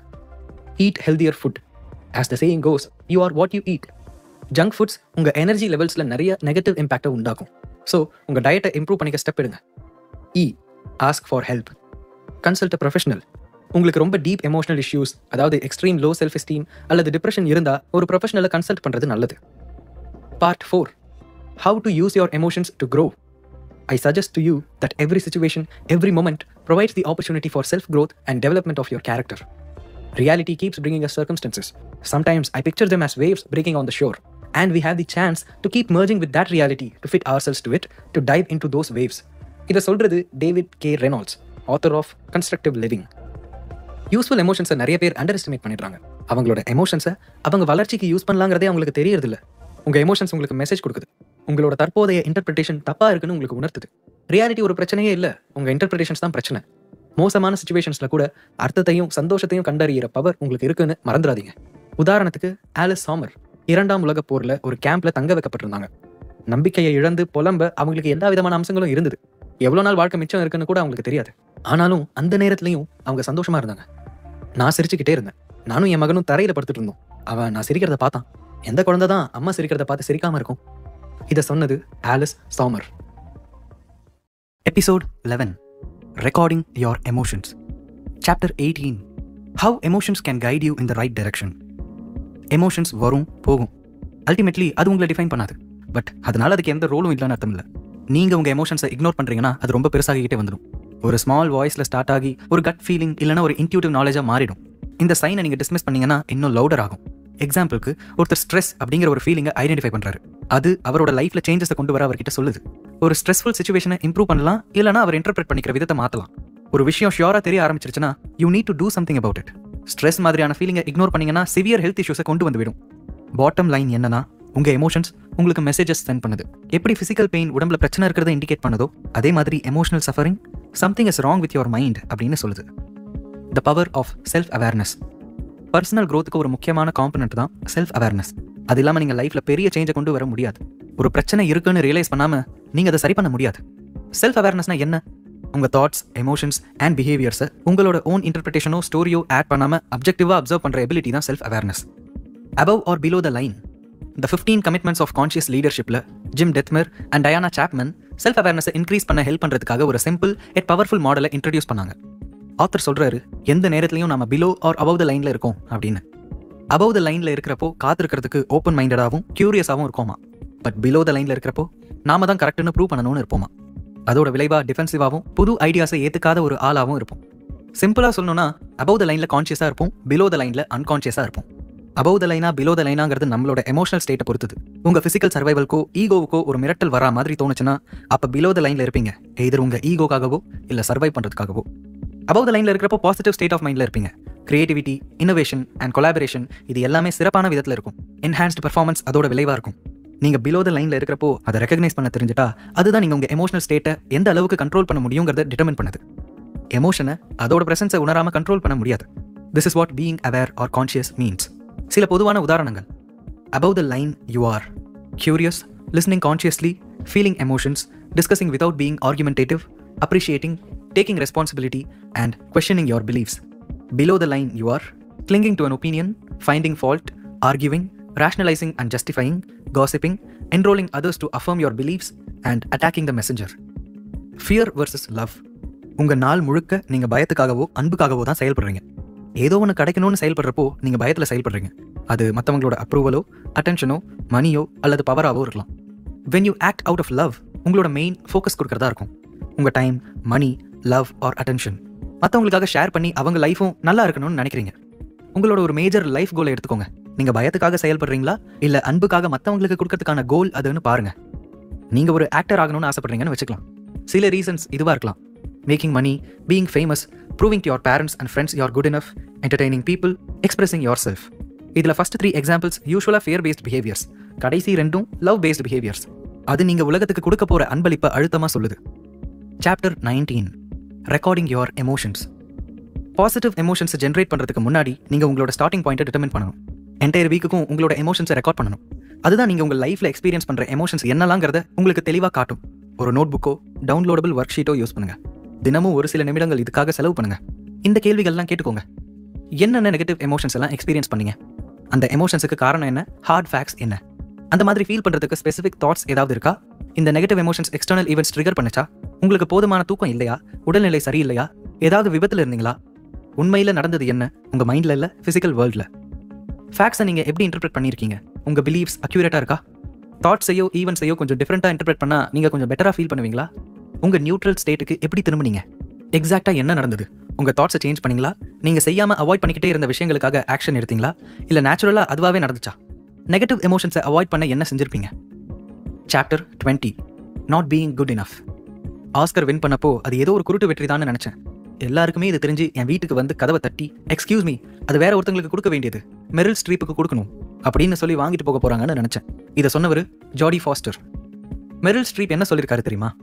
You think why would anyone want to see me again in a movie and I don't know to act anyway, so why am I doing this? இப்படி சொல்லியிருக்காரு Meryl Streep. You are not good இனஃப்னு நீங்கள் நினைக்கிறீங்களா? அப்படி நினைக்கிறது நீங்கள் மட்டும் இல்லை, உங்களுக்கு தெரியுமோ இல்லையோ மில்லியன் கணக்கான மக்கள் இப்படி தான் திங்க் பண்ணுறாங்க. நாட் பீயிங் குட் இனஃப்னு நினைக்கிற இந்த ஃபீலிங்கே மில்லியன் கணக்கான கனவுகளை அழிச்சிருக்கும். நாட் குட் இனஃப்னு தன்னை நினச்சிக்கிறவங்க ரொம்ப லோ செல்ஃப் எஸ்டீம் உடைய ஆட்களாக இருப்பாங்க. அவங்க எதுலலாம் பெட்டரோ அதை எல்லாத்தையும் வடிகட்டிட்டு எதுலலாம் மோசமோ அதில் மட்டுமே ஃபோக்கஸ் பண்ணிக்குவாங்க. நீங்கள் எதுக்காகவாது அவங்கள பாராட்டினா நோ பிக் டீல் அப்படின்னு சொல்லிட்டு போயிடுவாங்க. காம்ப்ளிமெண்ட்ஸை ஏற்றுக்க மாட்டாங்க. சாதாரணமாக நன்றி சொல்லிட்டு கடந்து போக வேண்டிய இடத்துல தேவையில்லாமல் அவங்களோட ரோலை டவுன் ப்ளே பண்ணிக்குவாங்க. Chapter 21, being defensive. நம்ம தப்பாக இருந்துட போகிறோங்கிற பயத்தை சரியாக இருக்கிறதுக்கான ஆசையாக புரிஞ்சுக்கிறோம். இதை சொன்னது கேத்ரின் ஸ்கல்ஸ், ஜேர்னலிஸ்ட் அண்ட் ஆத்தர். நீங்கள் தொடர்ந்து உங்களை ஜஸ்டிஃபை பண்ணிட்டு இருக்கீங்களா? நீங்கள் எதனால் டிஃபென்சிவ் ஆகுறீங்கிறதுக்கு ஸ்பெசிஃபிக் ரீசன்ஸ் இருக்குது. இந்த ரீசன்ஸில் கான்ஷியஸாக இருக்கும்போது உங்களை பற்றி நீங்கள் நிறைய தெரிஞ்சுக்குவீங்க அண்ட் உங்களை டிஃபெண்ட் பண்ணிக்கிறதுக்கான ஆசை உங்களை விட்டு போயிடும். Why you get defensive? உங்கள் ஈகோவை ப்ரொடெக்ட் பண்ணிக்க நினைக்கிற உங்கள் ஆசை தான் உங்களை டிஃபெண்ட் பண்ணிக்கிறதுக்கான தேவையை ஏற்படுத்துது. நீங்கள் உங்களை டிஃபெண்ட் பண்ணிக்கிறதுக்கான ட்ரிகர் உண்டாகிறதுக்கு 3 ரீசன்ஸ் இருக்குது. நம்பர் 1, உங்களுக்கு சொல்லப்பட்டதில் ஒரு பாதி உண்மையாக இருக்கிறது. நம்பர் 2, உங்களுக்கு சொல்லப்பட்டதில் பாதி உண்மை இருக்குன்னு நீங்கள் நம்புறது. நம்பர் 3, உங்களோட விடாப்பிடியான நம்பிக்கை தாக்குதலுக்கு உண்டாகும் போது. நம்ம எல்லாருக்குமே வேற வேற ஸ்டோரி இருக்குங்கிறதால உங்களை ட்ரிகர் பண்ணுற விஷயம் இன்னொருத்தரை ட்ரிகர் பண்ணாது. Number 1, there is part of truth in what you were told. உங்களை பற்றின ஒரு உண்மையை யாராவது சொல்லி அதுக்கு நீங்கள் ஹர்ட் ஆகுறது. உதாரணத்துக்கு, நீங்கள் ஏதோ ஒரு ப்ராஜெக்டை ப்ரொக்ராஸ்டினேட் பண்ணுறதுக்காக உங்களை அக்யூஸ் பண்ணியிருக்கலாம். உண்மையை ஏற்றுக்க முடியாத உங்களோட இன்னபிலிட்டி தான் நீங்கள் டிஃபென்சிவாக இருக்கிறதுக்கான காரணம். கோவம், டினையல், செல்ஃப் கிரிட்டிசிசம், இந்த மாதிரியான எமோஷனல் ரியாக்ஷன்ஸ் உண்டாகலாம். Number 2, you believe there is part of truth in what you were told. நீங்கள் நம்புற ஒரு விஷயம் உண்மைன்னு நீங்கள் ஸ்ட்ராங்காக நம்புறீங்க, அதனால ஹர்ட் ஆகுறீங்க. இந்த கேஸில் நீங்கள் ரிசீவ் பண்ணுற கிரிட்டிசிசம் ஆதாரமற்றதாக இருந்தாலும் கூட நீங்கள் ஹர்ட் ஆகுறீங்க. எக்ஸாம்பிளுக்கு, நீங்கள் ஹார்ட் ஒர்க் பண்ணணும்னு முடிவு பண்ணி உங்களை மாற்றிக்கிட்டு நிறைய உழைக்கிறீங்க. அந்த நேரத்தில் ஒருத்தர் உங்களை சோம்பேறின்னு திட்டுறாரு. நீங்கள் அஃபெண்ட் ஆவீங்க தானே? ஆனால் அது உங்களை சோம்பேறின்னு சொன்னதால இல்லை, நீங்கள் ஹார்ட் ஒர்க் பண்ணணும்னு ஆல்ரெடி நினைக்கிறதால. Number 3, one of your core beliefs has been attacked. யாரோ ஒருத்தர் உங்களோட ஆழ்ந்த நம்பிக்கையை அட்டாக் பண்ணுறாங்கன்னு வச்சுக்கலாம். அது உங்கள் மத நம்பிக்கையாக இருக்கலாம், அரசியல் நம்பிக்கை, அல்லது உங்கள் உலகத்தோட ஒரு பொதுவான நம்பிக்கையாகவும் இருக்கலாம். நீங்கள் இந்த நம்பிக்கையோட எவ்வளோ அட்டாச்சாக இருக்கீங்களோ அந்த அளவுக்கு டீப்பாக உங்கள் எமோஷனல் ரியாக்ஷன்ஸ் இருக்கும். How to use this emotion to grow? உங்களை ட்ரிகர் பண்ணுற சிச்சுவேஷன்ஸை கவனிங்க. எந்த நம்பிக்கைகள்லாம் உங்களை அஃபெண்ட் ஆக வைக்குது? அந்த நம்பிக்கைகள் எல்லாமே உண்மையானதான்னு யோசிச்சு பாருங்க. இது மூலமாக உங்களை பற்றின ஒரு கிரேட் டீலை நீங்கள் தெரிஞ்சுப்பீங்க. நிறைய சந்தர்ப்பங்களில் உங்களை டிஃபெண்ட் பண்ணிக்கிற நிலைமைக்கு நீங்கள் போக மாட்டீங்க. Episode 12, control and no control. Chapter 22, stress and worry. ஒவ்வொரு கவலையிலையும் ஒரு பாசிட்டிவ் ஆக்ஷனுக்கான வாய்ப்பு இருக்கு. ஒவ்வொரு பொய்யிலையும் ஒரு விதமான சின்ன உண்மை இருக்கும். ஒவ்வொரு நியூரோட்டிக் சிம்டம்க்கு பின்னாடியும் முழுமையாகவும் நல்லாவும் வாழறதுக்கான ஒரு வழிமாறிய ஆசை இருக்கும். இதை சொல்றது டேவிட் கே ரெனால்ட்ஸ், கன்ஸ்ட்ரக்டிவ் லிவிங்கிற புக்ல. நிறைய பேர் ஒரு சூழல் ரொம்ப ஸ்ட்ரெஸ்ஃபுல்லா இருக்க முடியும்னு நம்புறாங்க. உண்மை என்னன்னா, ஸ்ட்ரெஸ்ஸுங்கிறது உங்களுக்கு வெளியில இல்லை, அதனால எந்த ஒரு சூழலும் ஸ்ட்ரெஸ்ஃபுல்லாவே இருக்க முடியாது. ஆயிரக்கணக்கான மரணத்துக்கு ஸ்ட்ரெஸ் மட்டுமே பெரிய காரணமா இருந்திருக்கு. மிக கொடிய வியாதிகளை விட பெரிய தாக்கத்தை ஸ்ட்ரெஸ் ஏற்படுத்துது. நிறைய குடும்பங்கள் அன்பானவங்களை இழந்து வாடுறதுக்கான காரணமாகவும் இருந்துட்டு இருக்கு. அதனாலதான் ஸ்ட்ரெஸ்ஸை ரெடியூஸ் பண்றதுக்கு நீங்க ஸ்டெப் எடுக்க வேண்டியது ரொம்ப எசென்ஷியலான ஒரு விஷயமா இருக்கு. Taking responsibility of your stress. ஸ்ட்ரெஸ்ஸுங்கிறது சில விதத்தில் உங்கள் கண்ட்ரோலில் இருக்கிற ஒரு விஷயம் தான். அதனால தான் நீங்கள் ரெஸ்பான்சிபிலிட்டி எடுத்துக்க வேண்டியிருக்கு. நீங்கள் இதுக்கு எவ்வளோ பொறுப்பு எடுத்துக்கிறீங்களோ அந்த அளவுக்கு ஸ்ட்ரெஸ்ஸை ரெடியூஸ் பண்ண முடியும். பல்வேறு காரணங்களால் பல்வேறு சூழலில் ஸ்ட்ரெஸ் உருவாகுது. ஒர்க்குக்கு போகிறப்போ ஏற்படுற டிராஃபிக் ஜாமாக இருக்கலாம், ஒரு பிஸ்னஸ் ப்ரெசன்டேஷனாக இருக்கலாம், உங்கள் பாஸோட ஏற்படுற டென்ஷன்ஸாக இருக்கலாம், உங்கள் ஸ்பௌஸோட அப்பப்போ ஏற்படுற வாக்குவாதமாக இருக்கலாம். இது எல்லாமே ஸ்ட்ரெஸ்ஸோட பொட்டன்ஷியல் சோர்சஸ். ஸ்ட்ரெஸ்ஸை குறைக்கிறதுக்கு 2 வழிகள் இருக்குது. By avoiding situation you perceive as stressful, by becoming better at dealing with stressful situations. How you can use stress to grow. ஸ்ட்ரெஸ்ஸுக்கான சோர்ஸஸை வழங்குற சில ஸ்பெசிஃபிக் சிச்சுவேஷன்ஸை இப்போ பார்க்கலாம். உங்களோட டிபிக்கல் வீக்கில் உங்களை எதெல்லாம் ஸ்ட்ரெஸ்ஸுக்கு உள்ளாக்குதுங்கிறத ஒரு ஒர்க் புக்கில் எழுதுங்க. Come up with at least 10 things. Reframing stress. உங்களோட இன்டர்பிரிட்டேஷன்ஸ் மூலமாக தான் எமோஷன்ஸ் அரைஸ் ஆகுது.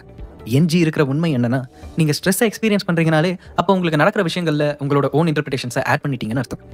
அப்படி பண்ணலன்னா உங்கள் லைஃப் கண்டிப்பாக ஸ்ட்ரெஸ் ஃப்ரீயாக இருந்திருக்கும். இப்போ ஒரு லிஸ்ட் ஆஃப் ஸ்ட்ரெஸ்ஃபுல் சிச்சுவேஷன்ஸை கவனிங்க. ஒவ்வொரு சிச்சுவேஷன்லையும் இப்போ வர கேள்விகளை கேட்டுக்கோங்க. Is that situation stressful in itself? What do I need to believe to experience stress in that specific situation? What would I need to believe to reduce or remove stress in that particular situation? நீங்கள் traffic ஜாமில் மாட்டிக்கிட்டீங்க. அது உங்களுக்கு ஸ்ட்ரெஸ்ஃபுல்லாக இருக்குன்னு வச்சுக்கலாம்.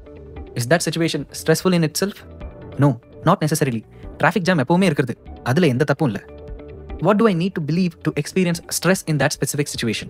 இப்போ வரப்போகிற விஷயங்கள் நம்புறதால தான் ஸ்ட்ரெஸ் உண்டாகிருக்கு. இன்னைக்கு டிராஃபிக்கே இருந்திருக்க கூடாது, ஸோ ஏதோ தப்பாக இருக்குது. டிராஃபிக் ஜாம்னாலே கடுப்பான விஷயம் தான். இந்நேரத்துக்கு நான் நினச்ச இடத்துக்கு போய் சேர்ந்துருக்கணும். I can do something about it. What would I need to believe to reduce or remove stress in that particular situation? இப்போ வரப்போகிற விஷயங்களை நம்புறதால ஸ்ட்ரெஸ்ஸை நீங்கள் குறைக்கலாம். மற்ற எல்லா விஷயங்கள் மாதிரியும் டிராஃபிக் ஜாமும் ஒரு நார்மல் ஈவெண்ட் தான். சும்மா டிராஃபிக்கில் மாட்டிக்கிட்டேங்கிறதுக்காக ஸ்ட்ரெஸ்ஸை அனுபவிக்கணும்னு எனக்கு அவசியம் இல்லையே. நான் டிராஃபிக்கில் மாட்டிக்கிட்டேன், அதனால நான் எதிர்பார்த்த நேரத்தில் போய் சேர்ந்தே ஆகணும்னு இல்லை. இதுக்கு நான் எதுவுமே பண்ண முடியாது, அதனால நான் இதை என்ஜாய் கூட பண்ணலாம், அல்லது அட்லீஸ்ட் இதை ரொம்ப ஸ்ட்ரெஸ் பண்ணாமலாவது இருக்கலாம். Dealing with worry. வர்ரிங்கிறது ஸ்ட்ரெஸ்லேருந்து டிஃபர் ஆகுது. அது நீங்கள் ப்ரெசென்ட்டில் எக்ஸ்பீரியன்ஸ் பண்ணுற ஏதோ ஒன்னோட ரிசல்ட் கிடையாது. இதை மாதிரியான ஈவெண்ட்ஸ் ஃபியூச்சர்லையும் வரக்கூடும்னு நீங்கள் நினைக்கிறதால உங்களுக்கு ஏற்படுற கவலை தான் வர்ரி. ப்ரெசென்ட் மொமெண்ட்டில் ஒரு ஸ்ட்ரெஸ்ஃபுல்லான சிச்சுவேஷனை நீங்கள் எதிர்கொள்ளும் போது நீங்கள் எக்ஸ்பீரியன்ஸ் பண்ணுறது தான் ஸ்ட்ரெஸ். இன்ட்ரெஸ்டிங்லி உங்களோட பெரும்பாலான வர்ரீஸ் தேவையில்லாதது தான். அதுக்கான காரணங்கள் அது கடந்த காலத்தில் நடந்தது. இப்போ நீங்கள் அதுக்காக ஒன்றும் செய்ய முடியாது. அது ஃபியூச்சரில் நடக்கலாம், ஆனால் ஃபியூச்சரையும் உங்களால் கண்ட்ரோல் பண்ண முடியாது. Exercise. Make a list of your வர்ரீஸ்.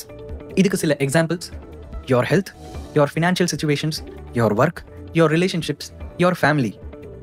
இப்போ உங்கள் டிபிக்கல் வீக்கில் உங்கள் வர்ரிக்கான ஒரு 10 விஷயங்களையாவது எழுதுங்க.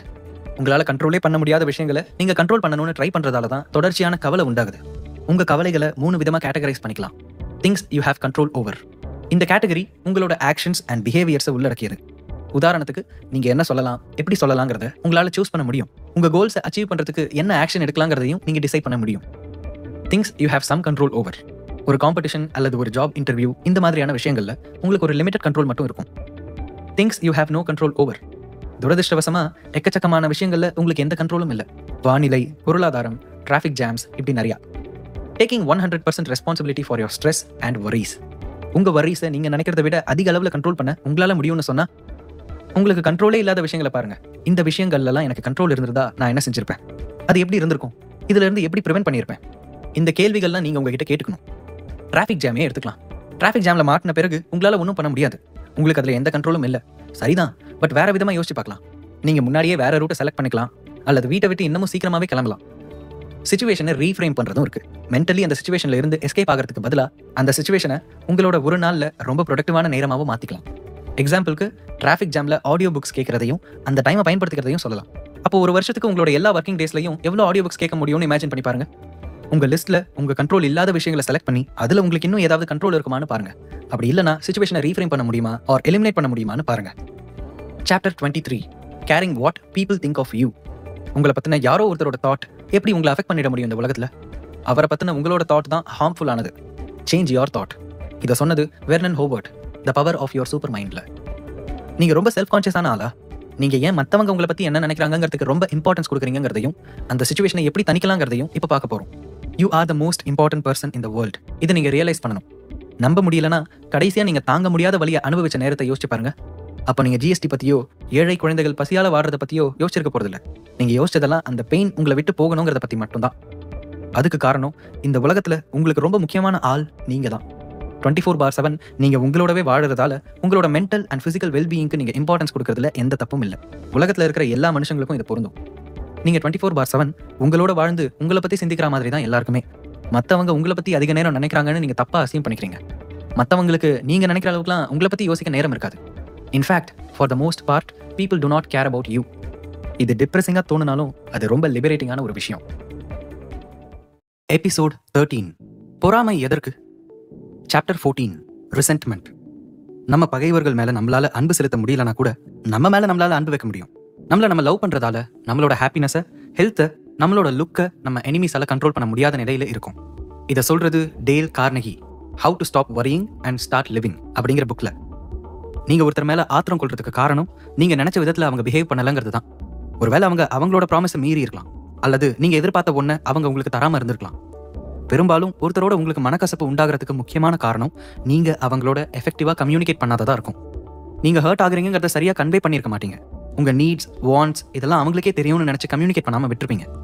நெல்சன் மண்டேலா ஒரு முறை சொன்னார், resentment is like drinking poison and then hoping it will kill your enemies. It just doesn't work. Resenting people எல்லா எமோஷன்ஸ் மாதிரியும் ஒருத்தர் மேலே ஆத்திரம் கொள்றதுக்கும் மனக்கசப்பை ஏற்படுத்திக்கிறதுக்கும் காரணம் அதே ஃபார்முலா தான். Interpretation plus identification plus repetition is equal to strong emotions. The danger of letting resentment build up. Confront பண்ணிக்க முடியாத உங்களோட இன்னெபிலிட்டி ஆர் அன்வில்லிங்னஸ் தான் உங்களோட ஆத்திரத்துக்கும் மனக்கசப்புக்கும் தீ மூட்டி விடுது. How to use resentment to grow. உங்களால் ஒருத்தரை மன்னிக்கவே முடியாத ஒரு சூழல்ல ரிசென்ட்மெண்ட் உண்டாகுது. இது எதிர்காலத்தில் ஃபோக்கஸ் பண்ணுறதை விட்டுட்டு கடந்த காலத்தில் நடந்ததையே விடாப்படியாக பிடிச்சிட்டு இருக்கிற பிஹேவியர். ரிசென்ட்மெண்ட்டை எக்ஸ்பீரியன்ஸ் பண்ணுறப்போ மன்னிக்கிறது எப்படின்னு கற்றுக்கிறதுக்கான ஆப்பர்ச்சுனிட்டியும் உங்களுக்கு வழங்கப்பட்டிருக்கு. அதோட உங்களை நீங்கள் இன்னும் அதிகமாக நேசிக்கலாம். ரிசென்ட்மெண்ட் உங்களுக்கு சொல்ல வர்றது மற்ற எல்லாத்தையும் விட நீங்கள் உங்களை விரும்பணும், உங்களோட பீஸ் ஆஃப் மைண்டை வேல்யூ பண்ணணும்னு தான். பீயிங் ரைட்டை விட உங்கள் பீஸ் ஆஃப் மைண்ட் ரொம்ப முக்கியம். Taking revenge, hating someone இது எல்லாத்தையும் விட நிம்மதியாக இருக்கிறது முக்கியம். உங்களை நீங்கள் விரும்புறதுக்கான ஒரு டிக்ளரேஷனை ரிசென்ட்மெண்ட் ஏற்படுத்துது. அதே நேரம் மற்றவங்க கிட்ட கம்பேஷனையும் காட்டுறது. Loving your self. ரிசென்ட்மெண்ட்டுங்கிறது நீங்கள் உங்கள் வீட்டு தோட்டத்தில் ஒரு விஷச்செடியை வளர்க்கறதுக்கு சமம். ரிசென்ட்மெண்ட் எது வரைக்கும் தாக்கு பிடிக்குதுன்னா உங்கள் பாயிண்ட் தான் சரின்னு நீங்கள் வாதாடுற வரைக்கும், உங்களோட பீஸ் ஆஃப் மைண்டை விட அதுதான் முக்கியம்னு நீங்கள் நினைக்கிற வரைக்கும், ரிசென்ட்மெண்ட்டோட சம்மந்தப்பட்ட தாட்ஸுக்கு நீங்கள் இடம் கொடுத்துட்டு இருக்கிற வரைக்கும் அது வளர்ந்துக்கிட்டே தான் போகும். நீங்கள் அதை ரெப்ரெஸ் பண்ணுற வரைக்கும் அது வாழும். அதனால தான் உங்களை நிம்மதியாக வச்சுக்கிறதுக்கு ப்ரையாரிட்டி கொடுக்கறதும் மற்றவங்களை மன்னிக்க கற்றுக்கிறதும் ரொம்ப முக்கியம். Loving others. ஆத்திரத்தை மற்றவங்க மேலே கொட்டுற உங்கள் செயல் உங்களுக்கு மற்றவங்களோட இருக்கிற கம்பேஷனோட சம்மந்தப்பட்டிருக்கு. நீங்கள் எவ்வளோ கம்பேஷனோட இருக்கீங்களோ அந்த அளவுக்கு உங்களுக்கு ஆத்திரமும் மனக்கசப்பும் குறைவாக இருக்கும். மனுஷங்க எப்பயுமே அவங்களோட லெவல் ஆஃப் கான்ஷியஸ்னஸோட தான் ஆக்ட் பண்ணுறாங்க. ஸோ ஒருத்தர் நல்லவரா கெட்டவரான்னு சொல்கிறத விட ஒருத்தர் கான்ஷியஸாக இருந்தாரா அன்கான்ஷியஸாக இருந்தாரான்னு சொல்கிறது இன்னும் அக்யூரேட்டாக இருக்கும். மோசமான சில விஷயங்களை உங்களுக்கு அவங்க பண்ணும்போது ஒருவேளை அவங்க லேக் ஆஃப் கான்ஷியஸ்னஸ்ல இருந்திருக்கலாம், இல்லைனா அந்த டைமில் நெகட்டிவ் எமோஷனல் ஸ்டேட்டில் அவங்க இருந்திருக்கலாம். சோகம் என்னன்னா பெரும்பாலான மக்கள் டீப்லி கண்டிஷன்டு தான். நிறைய பேர் அவங்க பேரண்ட்ஸ் மாதிரியே தான் நடந்துக்கிறாங்க. பேரண்ட்ஸால அபியூஸ் பண்ணப்பட்ட நிறைய பேர் அவங்களோட சில்ட்ரனை அபியூஸ் பண்ணுறதை நம்ம கேள்விப்பட்டிருப்போம்ல. How to deal with resentment. ரிசென்ட்மெண்ட்டை விட்டு ஒழிக்கிறதுக்கு எதெல்லாம் முக்கியம்னா, number 1 changing or reevaluating your interpretation. Number 2 confronting the situation. Number 3 forgiving, அதாவது breaking free from identification. And number 4 forgetting, அதாவது ஸ்டாப்பிங் த ரெப்பிட்டேஷன். உங்களுக்கு நடந்த ஏதோ ஒன்று நீங்கள் இன்டர்பிரேட் பண்ணிக்கிறது தான் ரிசென்ட்மெண்ட்டுக்கு காரணம். இந்த இன்டர்பிரிட்டேஷன் தான் நீங்கள் மோசடி செய்யப்பட்டதா உங்களை ஃபீல் பண்ண வச்சு பழிவாங்கிற எண்ணத்தையும் கோவத்தையும் தூண்டி விடுது. அந்த சீனை உங்கள் மைண்டில் நிறைய முறை ரீவிசிட் பண்ணுறது மூலமாக ரிசென்ட்மெண்ட் வளர்றதுக்கு நீங்கள் இடம் கொடுக்குறீங்க. ஏன்னா அந்த சிச்சுவேஷனில் உங்களால் கன்ஃபரண்ட் பண்ணிக்க முடியல. நடந்த விஷயத்துக்கான உங்களோட இன்டர்பிரிட்டேஷனை ரீஎவாலுவேட் பண்ணுறது ஆத்திரம் அடையாமல் இருக்கவும் மனக்கசப்பு உண்டாகிறதுல இருந்து ப்ரிவென்ட் பண்ணிக்கிறதுக்கும் ரொம்ப முக்கியம். Number 1 changing or reevaluating your interpretation. ஒரு விஷயத்தை வெவ்வேறு பெர்ஸ்பெக்டிவ்ல பார்க்கறதுக்கு நீங்கள் உங்களுக்கு என்ன நடந்ததுங்கிறதுக்கான உங்களோட இன்டர்பிரிட்டேஷனை பார்க்கறது முக்கியம். ஒருவேளை நீங்கள் அந்த சூழலை ஓவர் ட்ராமடைஸ் பண்ணியிருக்கலாம், ஏதாவது மிஸ்இன்டர்பிரேட் பண்ணிட்டீங்களான்னு உங்களை நீங்களே கேளுங்க. உங்கள் இன்டர்பிரிட்டேஷன்ஸை ரிமூவ் பண்ண பிறகு ஹார்ட் ஃபேக்ட்ஸ் மட்டும் தான் எஞ்சி இருக்கும். உங்களோட கரண்ட் இன்டர்பிரிட்டேஷனை வேற ஒரு எம்பவரிங்கான இன்டர்பிரிட்டேஷனோட ரீப்ளேஸ் பண்ணுங்க. Number 2 confronting the situation. உங்களோட ரிசென்ட்மெண்ட் மக்களை நோக்கி திரும்பிச்சுன்னா நீங்கள் அவங்களோட ஒரு ஆனஸ்ட் டிஸ்கஷன் வச்சுக்கணும். நீங்கள் என்ன ஃபீல் பண்ணுறீங்கன்னு ஷேர் பண்ணிக்கணும். நீங்கள் உங்கள் ஃபீலிங்ஸை ஒருத்தரோட ஷேர் பண்ணிக்காதப்போ தான் அவங்களோட உங்களுக்கு ரிசென்ட்மெண்ட் உண்டாகுது. Number 3 forgiving. உங்களை எக்ஸ்பிரஸ் பண்ணுறதுக்கான சேனலை கண்டுபிடிச்சிருக்கீங்க. நீங்கள் மன்னிக்க ஆரம்பிக்கலாம். ஹார்ட் ஃபேக்ட்ஸை பார்த்து உங்களோட இன்டர்பிரிட்டேஷனை ரீஎவாலுவேட் பண்ணியிருக்கீங்க. தேவை இருந்தால் சம்மந்தப்பட்ட நபரோட ஒரு டிஸ்கஷனும் வச்சுக்கிட்டீங்க. உங்கள் தரப்பில் என்ன செய்ய முடியுமோ அதை செஞ்சிட்டீங்க. இதுக்கு மேலே நீங்கள் ஃப்ரீயாக விட்டுடலாம். ரிசென்ட்மெண்ட்னால உருவான நெகட்டிவ் கான்சிக்வன்ஸை நினச்சி பாருங்க. அது எப்படி உங்கள் சந்தோஷத்தையும் மன அமைதியையும் அஃபெக்ட் பண்ணுதுன்னு எழுதுங்க.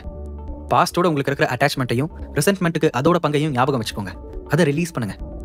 Forgiving is an act of self love. உங்களுக்கு கம்பேஷன் இருக்கிறதால மட்டும் நீங்கள் மன்னிக்கல, நீங்கள் எல்லாத்த விடவும் உங்களோட ஹாப்பினஸ்க்கு இம்பார்ட்டன்ஸ் கொடுக்குறீங்கன்னு அர்த்தம். மன்னிக்கிறதால உங்கள் ஸ்டோரியோட உங்களுக்கு இருக்கிற அட்டாச்மெண்ட்டை நீங்கள் உடைக்கிறீங்க. அது ரிலேட்டடான தாட்ஸில் இருந்து உங்களை அந்நியப்படுத்திக்கிறீங்க. Number 4 forgetting.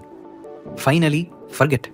ரிசென்ட்மெண்ட்டோட தாட்ஸை என்டர்டெயின் பண்ணுறதை ஸ்டாப் பண்ணிட்டு போயிட்டே இருக்கிறதுக்கு நீங்கள் பழகின பிறகு நீங்கள் மறக்கிறதுக்கு பழகுறீங்க.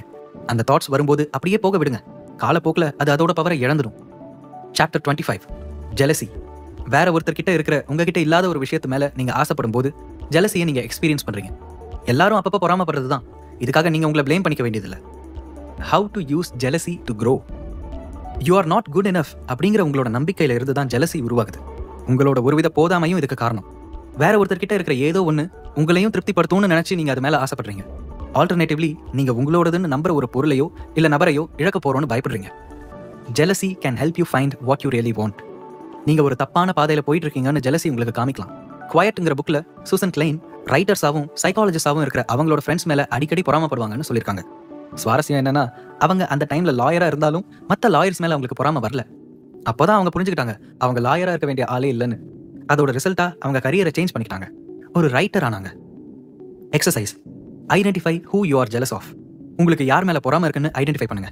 அந்த பொறாம உங்க லைஃபை பத்தியும் லைஃப்ல உங்களோட தேவை என்னங்கிறத பத்தியும் ஏதாவது சொல்லுதான்னு பாருங்க. Jealousy can signal a scarcity mindset. சில சூழல்ல நீங்க ஒரு ஸ்கேர்சிட்டி மைண்ட் செட்ல செயல்படுறத ஜெலசி உங்களுக்கு சுட்டி காட்டும். Ask your self, what would it be like to support the person? How could I cooperate with the person? Why is that person success good for me? Jealousy may tell you to solve self esteem issues. உங்களோட பாய் ஃப்ரெண்டோ girl ஃப்ரெண்டோ உங்களை ஏமாத்துவாங்க அல்லது உங்களை விட்டு போயிடுவாங்கிற பயம் உங்களுக்கு இருக்கலாம். இதுக்கு காரணம் நீங்க நாட் குட் இனஃப்னு நினைக்கிறதும் அவங்க உங்களோட போட்டி போடணும்னு நினைக்கிறதாலையும் தான். உங்களை பத்தி மத்தவங்க நினைக்கிறத எப்படி கண்ட்ரோல் பண்ண முடியாதோ அதே மாதிரி மத்தவங்களோட அல்லது உங்களுக்கு அன்பானவங்களோட பிஹேவியரை உங்களால சேஞ்ச் பண்ண முடியாது. கண்ட்ரோல் பண்ணணும்னு நீங்க நினைக்க தான் ஒரு ரிலேஷன்ஷிப்ல விரிசலே ஜாஸ்தி ஆகும். உங்க இன்செக்யூரிட்டிஸ் அண்ட் ஃபியர்ஸ்க்கான யூஸ்வலான காரணம் உங்களோட லேக் ஆஃப் செல்ஃப் எஸ்டீம் தான். ஜெலசி உங்களுக்கு சில பிஹேவியர்ஸை உண்டாக்கலாம். உங்க பார்ட்னரை கண்ட்ரோல் பண்ண நினைக்கிறது, பார்ட்னரோட ஃபோனை செக் பண்றது, அவங்க ஃப்ரெண்ட்ஸ் யாரையும் அவங்க மீட் பண்ணாம பாத்துக்கிறது, பார்ட்னர் உங்களை லவ் பண்றாங்களான்னு டெஸ்ட் பண்றது, நீங்க ஒரு விதத்துல அவங்க நடந்துக்கணும் அப்போதான் அது லவ்னு எக்ஸ்பெக்ட் பண்றது, அப்படி அவங்க நடந்துக்கலனா நீங்க மோசம் போயிட்டீங்கன்னு ஃபீல் பண்றது, அப்படி ஃபீல் பண்றதால உங்களோட தேவைகளை எக்ஸ்பிரஸ் பண்ணிக்க வேண்டாம்னு நீங்க நினைக்கலாம். அதனால ஆர்கியூமெண்ட்ஸ் உண்டாகலாம். Imagining things that aren't there. ஃபேக்ட்ஸை எக்ஸ்ட்ராபுலேட் பண்ணி எல்லா விதமான ஸ்டோரிஸையும் நீங்களே மேக்கப் பண்ணிக்கிறது. Jealousy can signal you to stop comparing yourself with others. பல நேரங்களில் பொறாமை உண்டாகிறது நம்மளை மற்றவங்களோட கம்பேர் பண்ணிக்கிறதால தான். இந்த மாதிரியான கம்பேரிசன்ஸ் எப்பவும் பயாஸ்டாக தான் இருக்குங்கிறத புரிஞ்சுக்கணும். உங்க ஃப்ரெண்ட்ஸோட சக்ஸஸை பார்த்து நீங்க பொறாமப்படுறீங்க. ஆனா எல்லா நேரமும் சந்தோஷமா இருக்காங்களா? இல்ல. என்னென்ன கஷ்டம் அவங்களுக்கு இருக்குன்னு அவங்களுக்கு தான் தெரியும். எல்லாரும் உங்களை விட ஹாப்பியா இருக்காங்கன்னு அசியூம் பண்ணிக்கிறதுக்கு பதிலா நீங்களும் அவங்கள மாதிரியே ஹாப்பியா இருக்கீங்கன்னு அசியூம் பண்ணிக்கிட்டு போகலாமே. ஆல்சோ எங்கெல்லாம் உங்க ஃப்ரெண்ட்ஸ் உங்களை விட பெட்டரா இருக்காங்களோ அதை மட்டுமே ஃபோக்கஸ் பண்றது. எபிசோட் 14 தள்ளி போடாத. Chapter 26 depression. The hardest thing about depression is that it is addictive. It begins to feel uncomfortable not to be depressed. You feel guilty for feeling happy. இதை சொல்லியிருக்கிறது பீட் வென்ஸ், மியூசிஷியன். லைஃப்ல நீங்க நினைச்ச இடத்துல இல்லாதப்போ நான் கிளினிக்கல் டிப்ரெஷன் உண்டாகுது. எல்லா நம்பிக்கையையும் இழந்த பிறகு அல்லது ஏத்துக்க முடியாத போது. லைஃப்ல ஒரு டிராஜிக் ஈவெண்ட் நடந்துட்டா அதுக்கு பிறகு இந்த மாதிரியான டிப்ரெஷன் உண்டாகும். உங்க லைஃபோட வெவ்வேறு ஏரியால ஹோப்லெஸ்ஸா ஃபீல் பண்றப்போ உண்டாகுது. இதுக்கு சில examples. You last your job and have no hope of finding a new one to match your expectations. You are sick and have no hope to recover as well as you would like to. You are divorced from your partner and can only see your kids once in a while. You have little hope of finding a suitable partner. You are in so much debt that it seems as tough you will never get out of it. You suffered a bereavement. இந்த events ரொம்ப ட்ராஜிக்காக இருந்தாலும் ஒரு ஆர்டினரியான less severe ஈவெண்ட்னால கூட depression உண்டாகும். சில பேர் கடந்த காலத்தை பேசியே டிப்ரெஷனுக்கு போயிடுவாங்க. எந்த குறிப்பிட்ட விஷயமும் நடக்காமலேயே டிப்ரெஷனுக்கு உள்ளாவாங்க. டிப்ரெஷனுங்கிறது மற்ற எல்லா எமோஷன்ஸ் மாதிரியும் குட்டோ பேடோ இல்லை, அது இருக்கு, அவ்வளோதான். நீங்க உங்களோட டிப்ரெஷன் இல்லை, நீங்க டிப்ரெஷன் வரதுக்கு முன்னாடியும் பின்னாடியும் இருந்துட்டு தான் இருக்கீங்க. Depression is an active process. Depression உங்களுக்கு நடக்குதுங்கிற மாதிரி தோணுனாலும் உங்களுக்குள்ள இருக்கிற நெகட்டிவ் தாட்ஸ்னால தான் உருவாகுது. ஸோ இந்த டிப்ரெஷனை உருவாக்குறதுல உங்களுக்கும் பங்கு இருக்கு. பட் அதனால கில்ட்டி ஆக வேண்டியதில்லை. இதுக்கு அர்த்தம் என்னன்னா, உங்க கரண்ட் எமோஷனல் ஸ்டேட் உண்டானதுல நீங்களும் உங்க பார்ட்டை ப்ளே பண்ணியிருக்கீங்க அண்ட் அதை விட்டு வெளில வரதுக்கான பவரும் உங்களுக்கு இருக்கு. இது ஒரு கிரேட் நியூஸ் இல்ல? How to use depression to grow. ரியாலிட்டியோட உங்களுக்கு டச் போயிடுச்சுங்கிறதுக்கான ஒரு சைன் டிப்ரெஷன். ஹியூமன் பீயிங்ஸ் தான் இந்த பூமியில டிப்ரெஷனுக்கு உள்ளாகிறதுக்கு ஏதுவான ஒரு படைப்பு. ஏன்னா நாம தான் நம்ம சிந்தனையிலேயே மூழ்கி போறோம். அதாவது சிந்திக்கிற ஆற்றல் நமக்கு தான் இருக்கு. அது வழியா நெகட்டிவ் எமோஷன்ஸ்க்கு உள்ளாகிடுறோம். நீங்க உங்க மைண்டை விட்டு மூவ் ஆகணுங்கிறதுக்கும் டிப்ரெஷன் ஒரு சைன். பாஸ்ட் அண்ட் ஃபியூச்சர் பத்தின உங்களோட கவலைகளை விட்டுடணுங்கிறதுக்கோ அல்லது பிரசன்ட் சிச்சுவேஷன்ல உங்களோட இன்டர்பிரேஷனை மாத்திக்கணுங்கிறதுக்கோ கூட இது ஒரு சைனா இருக்கும். Depression is our active process. நீங்க ஃபீல் பண்ற எந்த எமோஷனுக்கும் உங்களை நீங்க வற்புறுத்திக்க தேவையில்லை. டிப்ரெஷனை கிரியேட் பண்ற பவர் உங்களுக்கு இருக்குங்கிறதால அதை விட்டு வெளியேறுற பவரும் உங்களுக்கு இருக்கு. உங்கள் பாடி லாங்குவேஜ், நீங்கள் யூஸ் பண்ணுற வேர்ட்ஸ், இது மூலமாக உங்களோட நெகட்டிவ் தாட்ஸை நீங்கள் சேஞ்ச் பண்ணிக்க முடியும். இந்த சுச்சுவேஷன்ஸில் நெகட்டிவ் எமோஷன்ஸை பாசிட்டிவாக மாற்றுறது பயங்கர சேலஞ்சிங்காக இருக்கும் தான். கோவம் மாதிரியான நெகட்டிவ் தாட்ஸை நீங்கள் இன்ஸ்டண்ட்டாக ஃபீல் பண்ணுவீங்க. நீங்கள் அதை ஆரம்பத்தில் இக்னோர் பண்ணிடலாம். சில நேரம் கோவம் உங்களை எமோஷனல் லேடரில் ஏற வைக்கும், டிப்ரெஷனையும் ஓவர் கம் பண்ண வைக்கும். Chapter 27, fear R discomfort. Life எப்போவுமே உங்கள் கம்ஃபர்ட் ஜோனுக்கு ஒரு ஸ்டெப் வெளியில் தான் ஸ்டார்ட் ஆகுது. இதை சொல்கிறது Shannon L alter, inspirational author. எப்போலாம் நம்ம ஒரு புது விஷயத்தை ட்ரை பண்ணுறோமோ அப்போ நமக்கு ஆங்ஸைட்டி உருவாகுது. புது விஷயத்துக்கு நம்ம பயப்படுறோம். அதனால தான் நம்ம ஒரு டெய்லி ரொட்டீனை ஃபாலோ பண்ணி கம்ஃபர்ட் ஜோன்லேயே இருக்க பார்க்குறோம். நம்ம பிரெயினோட பாயிண்ட் ஆஃப் வியூவில் ஒரு விஷயம் தெளிவாக புரியுது. நம்மளோட கரண்ட் ஹேபிட்ஸ் நம்மளை சேஃபாக இருக்க வச்சு பொட்டன்ஷியல் த்ரெட்டை அவாய்ட் பண்ணிக்கிட்டு இருந்தா ஏன் எதையோ மாற்றிக்க போகிறோம்? இதனால தான் நம்ம ஒரு சேம் ரொட்டீனை ஃபாலோ பண்ணவே விரும்புகிறோம். நம்மளை சேஞ்ச் பண்ணிக்க ட்ரை பண்ணுறப்போ நிறைய இன்டர்னல் ரெசிஸ்டன்ஸை ஃபீல் பண்ணுறதும் இதனால தான். ஸோ நம்மளோட கம்ஃபர்ட் ஜோன்லேருந்து வெளியில் வரப்போ நம்ம பயத்தையும் டிஸ்ட்ரெஸ்ஸையும் ஃபீல் பண்ணுவோம். இப்போ நம்ம இருக்கிற இடத்துல இருந்து அப்படியே வாழ்ந்துட்டு போயிடணுமா, இல்லை வெளியில் போய் நம்மளோட ட்ரீமை வாழறதுக்காக ரிஸ்க் எடுத்து பார்த்து நம்ம எதுக்கு கேப்பபிள்னு தெரிஞ்சுக்கணுமா? நம்மளோட most of the fears and threats எல்லாம் நம்மளோட ஈகோக்கு தான், நம்ம சர்வைவலுக்கு கிடையாது. ஜென்ரலி அது எதுவுமே ஃபிசிக்கல் த்ரெட் கிடையாது, இமேஜினரி தான். நாம தான் சேஃபாக ப்ளே பண்ணி ரிஸ்க் எடுக்கிறத மிஸ் பண்ணிட்டு நாம அப்புறம் ஃபீல் பண்ணுவோம். சில common fears: fear of rejection, reject ஆகிறதுக்கு பயப்படுறீங்க. ஒரு ஸ்பெசிஃபிக் குரூப்பில் ஃபிசிக்கல் ரிஜெக்ஷனாக இது இருக்கலாம், பட் ஜென்ரலி இது எல்லாமே ரொம்ப சட்டிலானது. எக்ஸாம்பிளுக்கு, making a comment people could disapprove of, asking someone out and being turn down, or sharing your work and being criticised for it. Fear of failure, fail ஆகிறதுக்கான பயம் உங்களுக்கு இருக்குது. Deepest fear of not being good இனஃப்ங்கிறதுல இருந்து தான் இது உருவாகுது. உங்களோட செல்ஃப் எஸ்டீமை ஃபெயிலியர் பாதிக்கும்னு நீங்கள் ஆழமாக நம்புறதால கூட இருக்கலாம். ஃபியர் ஆஃப் லாஸ், இழக்கிறதுனா மனுஷங்களுக்கு ஒரு அவர்ஷன் இருக்குது. லாஸ் ஆகிறத விட ப்ரிவென்ட் பண்ணிக்கிறத தான் நம்ம விரும்புகிறோம். ஃபியர் ஆஃப் டிஸ்டர்பிங், மற்றவங்களை டிஸ்டர்ப் பண்ண பயப்படுறீங்க. நீங்கள் ரொம்ப முக்கியம் இல்லைன்னு நீங்கள் நம்புறதால கூட அப்படி இருக்கலாம். அதோட ரிசல்ட்டாக உங்களை நீங்கள் வெளிக்காட்டாமலே விட்டுருவீங்க. ஃபியர் ஆஃப் சக்ஸஸ், சக்ஸஸ்க்கு நீங்கள் பயப்படுறீங்க. நம்மளால வெற்றி அடைய முடியாது, சஸ்டெயின் பண்ண முடியாதுன்னு நினச்சி ரொம்ப கவலைப்படுறீங்க. எல்லா ப்ரெஷரையும் உங்கள் தோளில் சுமக்குறீங்க. How to use fear to grow. ஒரு புது விஷயத்தை தொடங்குறப்போ வரக்கூடிய ஃபியரோட அர்த்தம் என்னன்னா, you should go ahead and do it anyway அப்படிங்கிறது தான். பர்சனல் க்ரோத்க்கான ஒரு பெரிய ஆப்பர்ச்சுனிட்டியாக வழங்குது. ஃபியரும் எல்லா எமோஷன்ஸ் மாதிரியும் தான் உங்கள் மைண்டில் தான் இருக்குது. ரொம்ப பெரிய விஷயங்களை சாதிச்ச எல்லாருமே அவங்களோட கம்ஃபர்ட் ஜோனை விட்டு வெளியில் வர தயங்காதவங்க தான். அன்கம்ஃபர்டபுளாக இருக்க பழகிக்கிறாங்க. உங்களுக்கு பயமாக இருந்த விஷயம் இப்போ நீங்கள் சாதாரணமாக செய்கிற ஒரு விஷயமா இருக்கலாம். அது என்னன்னு யோசிங்க. முதல்ல நீங்கள் ட்ரைவ் பண்ண ட்ரை பண்ணதா இருக்கலாம். உங்கள் ஒர்க்கில் ஃபஸ்ட் டேயாக இருக்கலாம். ட்ரூத் என்னன்னா, மனுஷனுக்கு கற்றுக்கிறதுக்கான எபிலிட்டி நிறையாவே இருக்குது. டிஸ்கம்ஃபர்ட்டை அப்பப்போ எக்ஸ்பீரியன்ஸ் பண்ணுறதுக்கு ரெடியாக இருக்கணும். அதான் கீ. ஃபியரை ஃபேஸ் பண்ண ரெடியாகவே இல்லைனா வளர்ச்சிக்கான உங்களோட பொட்டன்ஷியல் ரொம்ப குறைஞ்சிடும். There is a law in nature, things either grow or die. Human பீயிங்ஸுக்கும் இதே தான். நம்ம கம்ஃபர்ட் ஜோனில் இருந்து மூவ் ஆகலைன்னா நம்ம உள்ளுக்குள்ளே செத்துக்கிட்டே இருக்கோன்னு தான் அர்த்தம். அது உங்களுக்கு நடந்துடாம பார்த்துக்கோங்க. பெஞ்சமின் ஃப்ராங்க்லின் சொல்லியிருக்காரு, some people die at 25 and aren't buried until 75. Make sure that some people doesn't include you. Taking action. உங்கள் கம்ஃபர்ட் ஜோனை விட்டு வெளியில் வரதுக்கு ஃபர்ஸ்ட் ஸ்டெப், உலகத்தில் மிகப்பெரிய ஆட்களாக இருக்கிறவங்க கூட ஃபியரை ஃபேஸ் பண்ணியிருக்காங்கன்னு ரியலைஸ் பண்ணுறது தான். கரேஜுங்கிறது ஃபியரோட ஆப்சன்ஸ்னால வரது இல்லை. ஃபியர் இருந்தாலும் அதை தாண்டி உருவாக்கிக்கிறது தான் கரேஜ். ஃபியர் எங்கேயும் போகாது. எப்படி இருந்தாலும் செய்ய வேண்டியதை செய்வோன்னு ரியலைஸ் பண்ணுறது தான் courage. Without fear there is no courage. Chapter 28, Procrastination. Only put off until tomorrow what you are willing to die haven't left undone. இதை சொன்னது பாப்லோ பிகாசோ. ப்ரொக்ராஸ்டினேஷன் ஒரு பெரிய எமோஷனல் இஷ்யூ. இதை ஓவர் கம் பண்ண நிறைய techniques இருக்குது தான். But உங்கள் எமோஷன்ஸை ப்ராப்பராக மேனேஜ் பண்ண கற்றுக்கிறது தான் டிலேட் ஆக்ஷனுக்கான உங்களோட டெண்டன்சியில் இருந்து வெளில வரதுக்கு ஹெல்ப் பண்ணும். Why you procrastinate? There are different reasons why people procrastinate. Below are some of them. The task is boring. The task is seen as unimportant. The task is too challenging. You're afraid you'll do a poor job. And you're habitually lazy. ஒரு task செம ஃபன்னாக இருக்குன்னு வச்சுக்கலாம், இம்பார்ட்டண்ட்டாகவும் இருக்குது, and நீங்கள் fail ஆகிறதுக்குலாம் chance இல்லை. அப்போ நீங்கள் ப்ரொக்ராஸ்டினேட் பண்ண மாட்டீங்க தானே? ஃபியர் தான் ப்ரொக்ராஸ்டினேஷனுக்கு மெயின் ரீசன்னு ஆத்தர் நம்புறதா சொல்லியிருக்காரு. இந்த வேலையை சரியாக செய்ய மாட்டோன்னு பயந்து அந்த டாஸ்கையே கைவிட்டுடுறாங்க. How to use procrastination to grow. Procrastination உங்கள் மைண்ட் உங்ககிட்ட சொல்கிறத ரொம்ப பிலீவ் பண்ண சொல்லி உங்களுக்கு உணர்த்தலாம். நீங்கள் உங்கள் மைண்டோட மாஸ்டராக இருக்கிறதுக்கு பதிலாக அதுக்கு அடிமையாக ஆயிடுறீங்க.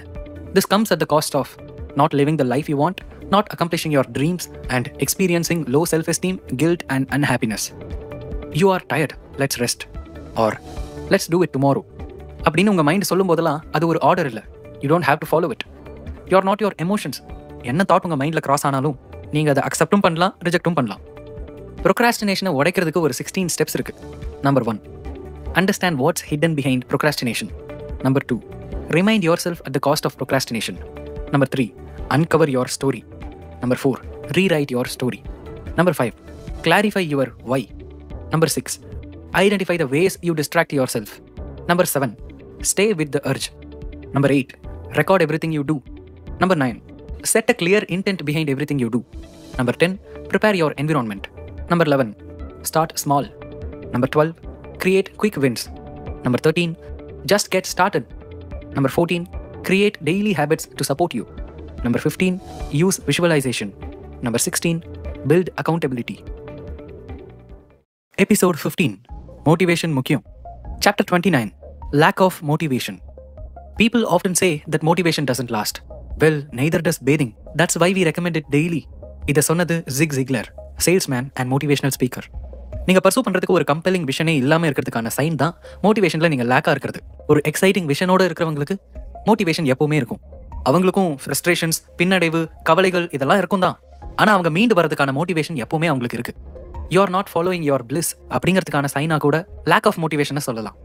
நீங்கள் யாருங்கிறதுக்கும் என்ன பண்ணிட்டு இருக்கீங்கிறதுக்கும் இடையில இருக்கிற ஒரு மிஸ் அலைன்மெண்ட் இது காட்டுது. எந்தூசியாஸ்டிக்ங்கிற வேர்ட் கிரீக்ல இருந்து வந்திருக்கு. ஃபில்ட் வித் த டிவைன் அப்படிங்கிறது அதோட அர்த்தம்.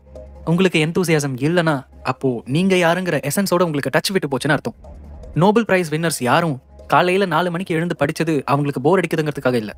சொல்லப்போனா பெரும்பாலானவங்க அவங்க சாகுற கடைசி நாள் வரைக்கும் வேலை செய்யறாங்க. அது ஏன்னா அவங்களுக்கு ஒரு கிளியர் பர்பஸ் இருக்கு. பாயிண்ட் என்னன்னா, இயல்பாவே உங்களுக்கு மோட்டிவேஷன் இல்லாமலாம் இல்லை. You're just not doing what you're suppose to do. உங்களை நீங்களே ஸ்ட்ரெச் பண்ணி உங்களை இன்ஸ்பயர் பண்ற ஒரு விஷயம் நீங்க உண்டாக்கிக்கல. ஒருவேளை உங்களை கதற வைக்கிற அதே போரிங் ஜாப்ல நீங்க மாட்டிக்கிட்டு இருக்கலாம், அல்லது வெறும் பணத்துக்காகவோ இல்ல அப்பா அம்மாவோட ஆசைக்காகவோ ஒரு வேலையை நீங்க செஞ்சுட்டு இருக்கலாம். சோ உங்களுக்கு மோட்டிவேஷனே இல்லாததுல ஆச்சரியம் இல்லை. ஆனா நல்ல விஷயம் என்னன்னா, நீங்க உங்க மோட்டிவேஷனை திரும்ப பெற முடியும். How to use motivation or lack of motivation to grow. Lack of motivation உங்களுக்கு சொல்ல வருது, நீங்க உங்களுக்கான ஒரு லைஃபை, நீங்க யாருங்கிறதுக்கு ரொம்ப தொடர்புடைய ஒரு லைஃபை நீங்க டிசைன் பண்ணிக்கணும்னு தான். உங்களோட ஸ்ட்ரென்த், பர்சனாலிட்டி அண்ட் ப்ரிஃபரன்சஸ் பத்தின ஒரு டீப் நாலேஜ் அது உள்ளடக்கி இருக்கு. Knowing your strengths. உங்களுக்கு பிடிக்காத வேலையே நாள் முழுக்க செஞ்சு அதுலயே சிக்கிக்கிட்டு இருக்கீங்க. எப்படி ஃபீல் பண்ணுவீங்க?